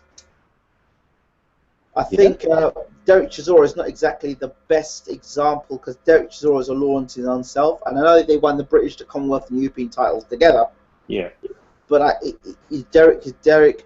I've seen him up close on a number of occasions. I don't think that's a true reflection of how good a trainer Don Charles could be. He's a real good trainer. Yeah, I'm not. I don't know. Trainer stroke mentor, because he's got the mental capacity with him as well. Yeah, I don't know enough about him like to say one way or the other. Like from what I've seen, I would agree with you. The only thing I would say is that Don Charles does have a little bit of an ego streak behind him as well, though. Like not in the sense that it's all about him, but if he's challenged, right, I think he loses a bit, and he's just like, it's okay, then it's me and you. To the point where, like, one thing that was made it apparent for me was when the David Haye situation, and he wanted to fight David Haye. It's just like, come on, like, why? You're a mentor, you're a trainer. You should be the guy that's getting Chisora out of these situations, rather than you getting sucked into it and being, macho, mano a mano, like, all right, let's get it on. Yeah, I think Don. If that's a passionate trainer. No, I get that. Don is almost. It's like you almost become his son, Yeah. So he really does embrace you and really takes you to heart. A trainer like that, has got your back. Yeah. I'd rather a trainer like that than a trainer that didn't give a damn, or would leave you out to dry. Yeah, you're right. And there are trainers like that will take the money regardless if you're good or bad. Yeah, and actually, like an action that he did that kind of backs up what you've just said is when he pulled Chisora out. Like, he saw the writing on the wall. Like, another trainer would have said, could have said, go out on your shield or whatever. He was just like, look, you need to get out this way. The only thing is, if you look at the Chisora fight, the first and the second fight against Fury, Don Charles says something to Chisora, and Chisora is just a complete blank. Yeah, exactly. Yeah. Well, I'd like to see him with a fighter that's receptive. This transition with him and Frank Buglioni now could be very interesting. Well, I've never rated Buglioni. I know. But that's exactly my point. Yeah. That's exactly my point, because Buglioni, if Charles can turn Buglioni around and make something out of him and really squeeze the talent he's got, Yeah, I think that. So the thing that really counts for Buglioni is he seems to be like a really likable, and a popular personality, because Yeah. he sells tickets like no man's business. Um, if he could get like the success on the back of that, you'd be very, very, very, extremely I'd be constrained. interested to know why he left the Collins gym. I don't know if that was because of the way the fight went against the super middleweight title fight. I don't know if it was that, and the fact that he went 12 rounds and took a pounding. I don't know if it's that, and maybe he felt that his corner should have pulled him out earlier. I don't know. Yeah, and he got some gift decisions as well, didn't he? Who's that? Buglioni, like 1 or 2 fights prior. I think it was was he fighting this African kid? No, Andrew. I can't remember his name, but he got an absolute gift. Like the guy was boxing his ears off. Oh, Marky B says, I was going to ask him, what happened to Don Charles? Nothing happened to him. I've called him a few times, but haven't been able to nail him and catch him. But as soon as I can get him online, I'll have a word with him. Definitely. Okay. Actually, I want to ask you this, Ingram. What's your tie-in with what's his name? Sorry, my mind's gone blank. Golovkin's trainer. What's my tie-in with him? What's his name? Yeah, I don't. How did I get to interview Abel Sanchez? Abel Sanchez. Abel Sanchez. That's it. I've got no idea. I've got no idea how I got that interview with him. I just interviewed him one day, and we've hit it off since then. And then he's like calling me handsome, and then but he's got my number programmed into his phone now. So it's like, hi Ingram, how you doing? How's life? What's going on? What about Ali Bashir? Ali Bashir, same. Uncle Bashir. Yeah, Uncle Bashir. Uncle Bashir is more like family to me now. It's a bit different. I think Uncle Bashir. Uncle Bashir, Peter Fury, and Uncle Bashir and Abel Sanchez. Those three there, I've got very, very, very close relationships with. I'd say Don Charles. I guess I would have a close relationship with Don as well, but it's slightly different because I guess almost he might see me like a son as well, and sometimes when I decide to ask him some questions that get a bit too close to the collar, sometimes it gets a bit passionate. Yeah. So that's where Don. That was my point. So that kind of justifies like justifies my thinking on it, which is he's a passionate guy, but that can be a good thing, but also I guess one of the questions I asked Don is, well, how good a trainer are you? Are you a world class trainer? A European class trainer? I said, you must be fringe world class trainer. I said, because Chisora's always failed at world level. So I said, well, it must be you. Oof. But I said, is it you? I said, I don't know. Is it you, the trainer, or is it Chisora? It's not for him to answer, though, is it? Well, I did ask the question. I said, well, you're definitely a European class trainer because you won the European Championship. So, I only asked the question. I didn't say you're partner. I didn't say that. Yeah. As, sometimes I've asked some questions, and Don's a very passionate man. Love him for bits. He's a wonderful man, really wonderful guy. Yeah, he's like a decent guy. Got nothing but high praise for Don Charles. Good stuff. Yeah. And so none of these guys were previous connections in some way. It's just all via these interviews. No, not previous connections. These guys that I've actually my inspiration to actually start doing these interviews started back in the first week of 2013. I mean, I'd done some interviews before that, before I flew out to the Caribbean, and I think I interviewed Steve Redgrave. I interviewed him. Oh yeah, what, the rower? Somebody says you cannot make an omelette with eggs. Buglioni. without eggs.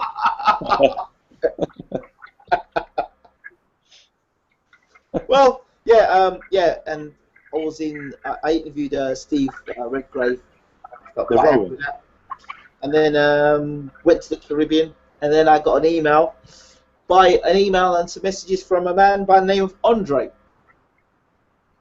I did some interviews before I left for the Caribbean, actually. I interviewed Chisora, I was featured on it. Andre Ward. What's that show again? Beyond the Ropes or Behind the Ropes? Yeah. Chisora Fury? No, Chisora Hay, in fact. Okay. I was in that. The bits of me where I was filming and interviewing various fighters and stuff like that. And that's where I first met Jim Rosenthal, Colin Hart, and what was the other guy? John Rawling. I met them all there. And what are they like? Yeah, they're great. John Rawling's a class act. Jim Rosenthal, what a legend. I remember when I first met him, I sat down. I used to think that Jim Rosenthal, his voice was put on. Okay. So when he was talking to me, I think it was, I'd come back from the Caribbean and I'd walk through some doors and he was there. He goes, "Oh, Ingram, where have you been? I haven't seen you for about 3 years." So I was in the Caribbean. So it was only once I spoke to him, but he remembered my name. I was like kind of chuffed by that. And then I asked him, he was leaving after presenting the weigh-in for Chisora Fury 2. I said, "Jim, you know, I've known you for a while now. Can I get an interview with you?" And then I did the interview, and when he was talking, I got a chill down my back. A chill down my back, like a chill down my spine. And it was like I tuned out and I was watching the big fight live with Jim Rosenthal talking. Yeah. And then I had to tune myself back in and remember, oh, I'm doing an interview. So it was the most surreal thing to somebody that you've grown up listening to. Yeah. To actually be looking that person in the eye and interviewing that person. Was it because of the moment, or was it because he put on the whole kind of persona when he was in front of you? That's the thing. It's not persona with Rosenthal. It's actually him. He actually talks like that. I remember we were. So it's more the moment then, right? Yeah. It was a surreal moment. Yeah. We were on the train together. We got off the train. Him and his wife. It was me and my missus, and I was explaining to my wife who he was, and we were talking, and it was like, I was thinking to myself, this is the guy I used to watch boxing. Like, this is the guy I'd watch boxing with. You know, this is the guy I'd tune in and watch every Saturday night. Yeah. The big fights from Nigel Benn, Chris Eubank, there's Steve Collins, Robin Reed. Yeah. All the big fights. Yeah. You remember that and all the emotions you went through. When Ben fought Watson, of course you've got those attachments as well. I had money on Nigel Benn to knock Watson out. I remember Ben being knocked out by the jab. And Reg Guthridge going, "Oh, he's gone." Yeah. I remember that and seeing Ben trying to get off the canvas. It was just all those memories there, and Jim Rosenthal presenting the big fight, and then the music and all that stuff. You've got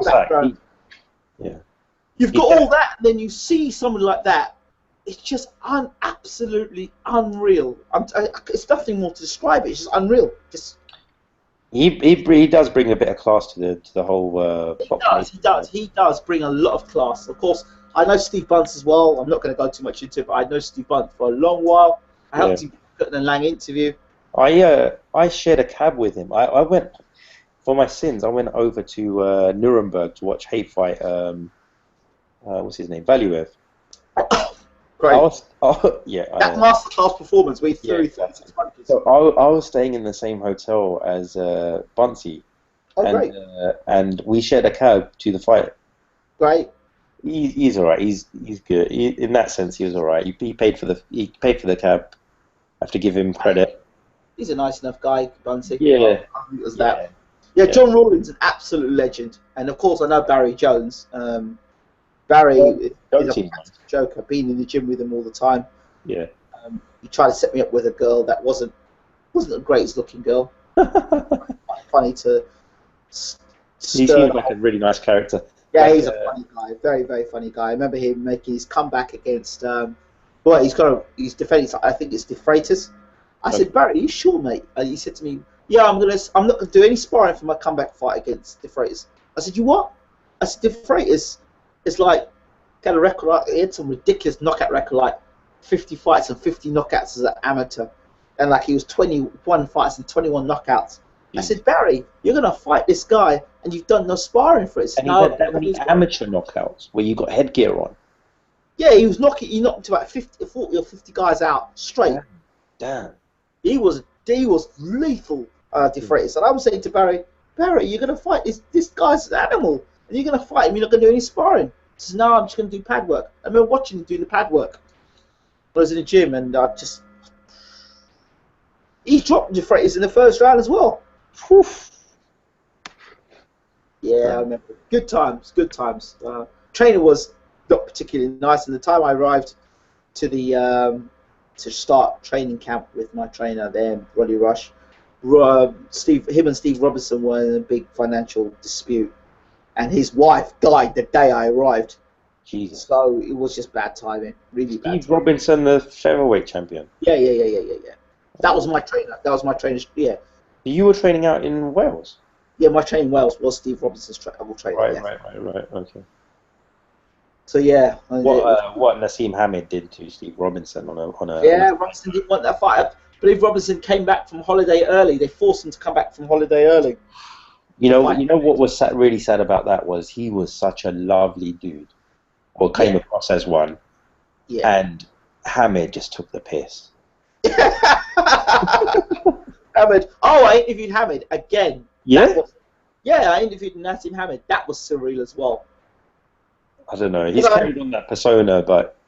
Well, I think that's just him. Like... Yeah. I said to him, Prince, Nazim, do you mind if I get an interview with... Nah, mate. I've done an interview with iFilm. Oh, I tell you what. I'll give you 2 minutes. You gave iFilm how long? I gave him 5 minutes. So you're going to get 2 minutes because I don't really know you. I'm like, oh no, Prince, don't be like that. I'm like, come on, man. I was a big fan of yours. You know? I mean, when you knocked out Billy Hardy in the first round, and I started talking about all the fights I remembered him. And was it Scott? Who did he fight? Scott Kelly, was it? What's that? Who's that? Was it Scott Kelly? He fought in New York.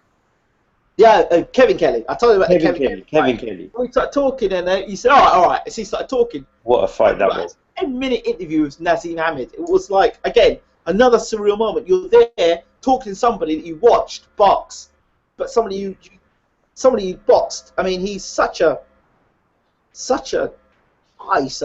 legendary guy, absolute legend, absolutely iconic. And then you meet someone like Chris Eubank, and like when I lived in Brighton, I knew Eubank for years, and just very different how somebody can change over years. Yeah. Yeah, it's changed how people how time can change. Ronnie Davis, he knew my amateur trainer, so I knew them very, very, very well. And like 10 years had passed, and I met him at the Fury Chisora 2, and I just walked up and said, "Hi, Ronnie, how are you? Do you remember?" All I said is, "Do you remember?" He says, "Of course I remember you, son. How are you? How have you been?" Bang, straight like that. Remembered me. Eubank, who I only lived around the corner from. Yeah. Hi, Chris, how you doing? I'm fine. And I'm like, what? Why is all that? Why all the attitude? Yeah, we would talk. We would often talk. I'd sit down. I remember Christmas Eve spending time in his brother's house. Do you mean it's like why? I mean, I remember. Isn't he an eccentric character, like away from the media? Yeah, but if there's eccentric and then there's arrogance or whatever. But there's no need for it. What for? I mean, you know, there's that's nothing. just him, though, isn't it? I don't know. I just don't pay no mind. I just, you know what you see is what you get almost. Well, I don't know. What you see is what you get. I don't know. Mm-hmm. I just leave it as it is. What's going on here? It says, Fikumi says, Ingram, can you still make 147? Don't be shocked if Herney's on the phone asking you for Brooks' next voluntary. Can't do any worse than Fatty Gavin. No, I can't make 147 anymore. I think I'm around maybe 14 stone now. Yeah, 13 and a half, 14 stone at least now. Yeah. Believe it or not. Yeah. Miguel Barrera finished that farce. He's talking about Nassim Hamed. Yeah, well, Nassim, he left. He should never have left. What's his name? Brendan Ingle. That's what he was his mentor. He's really good for him. Yeah. And here's a story here. and not a lot of people know this story. Bashir shared it with me. When Nassim shifted from Brendan Ingles' gym to America, to Kronk Gym, Bashir said, leave Nassim's style alone. Do you know what Emmanuel Stewart wanted? Emmanuel Stewart wanted him to hold his feet more, to spread his legs apart, and to hold his feet and just be a power puncher. And Bashir said, you're going to ruin the fighter. You want to see him move, make him elusive. That's what makes him great. Bashir and Stewart argued over it. And again, you saw the ending of Prince Nazim Hamid. Too easy to hit. Apparently, he didn't train for the Barrera fight. Like, hardly trained as well. Well, I don't believe that. He went 12 rounds. Apparently. So I think he did train. I just think that he got it all wrong. I think I would like to see the Naz under Brendan Ingle fight Barrera. Yeah. Barrera was he's a baby. He was a real baby face assassin. He's a nasty piece of work. Barrera is a bad man. But my boy, who my son's named after, actually, is Junior Jones. So yeah, Junior Jones, bad man. Out of that period, Morales was my favorite. Did Junior Jones ever fight Morales by any chance? I don't think he did he? I don't know. I don't think he did. There was him. There was Junior Jones. And there was another guy, McKinley. I don't remember McKinley. I think McKinley beat. I don't know if he beat Jones or he beat Guerrero. And then you had the other dude who's based out in Las Vegas now. What was he? Irish guy? No, was he Irish or Scottish? McCulloch, yeah. No, is it McCulloch? No. And then you had the chain smoker. What was his first name? Zagaretta or Zagar? No, McCulloch's first name. Hey, McCulloch. No, is that the one I'm thinking of? He lives out in Vegas now. Yeah, Wayne McCulloch. Wayne, yeah, that's it. Wayne, yeah, Wayne McCulloch. What's his name? What's the guy's name? Oh, featherweight. You remember Michael Brody as well? He was bantamweight, moved up to featherweight. Michael Brody, yeah. Against Indian Chi. I thought Indian Chi was amazing. Cool, we're going back some time there. Yeah, Morales was a bad. I loved Morales Barrera. The first fight is a fight I could watch over and over and over again. But out of the two, I think Barrera is more spiteful. Yeah, probably. I think he's always had a little nasty streak in him. Always. Yeah. I'd love to see Naz fight Morales and Barrera when he was under Paddy. Not Paddy. Let's see, Paddy. Brendan. Yeah, with Brendan. Yeah, I would love to see him fight them. Another fight, strange enough, I'd like to see that never ever happened was Junior Witter and Ricky Hatton. I don't know. I don't know. Yeah, I would have. I'm trying to think who I'd have picked. I would have probably still gone with Ricky Hatton. The people said that Hatton didn't want the fight. It was too much of a messy fight. Yeah. They try and compare that with Kell Brook Amir Khan. I don't think it's the same thing. I don't think it's the same thing at all. Why do you say that?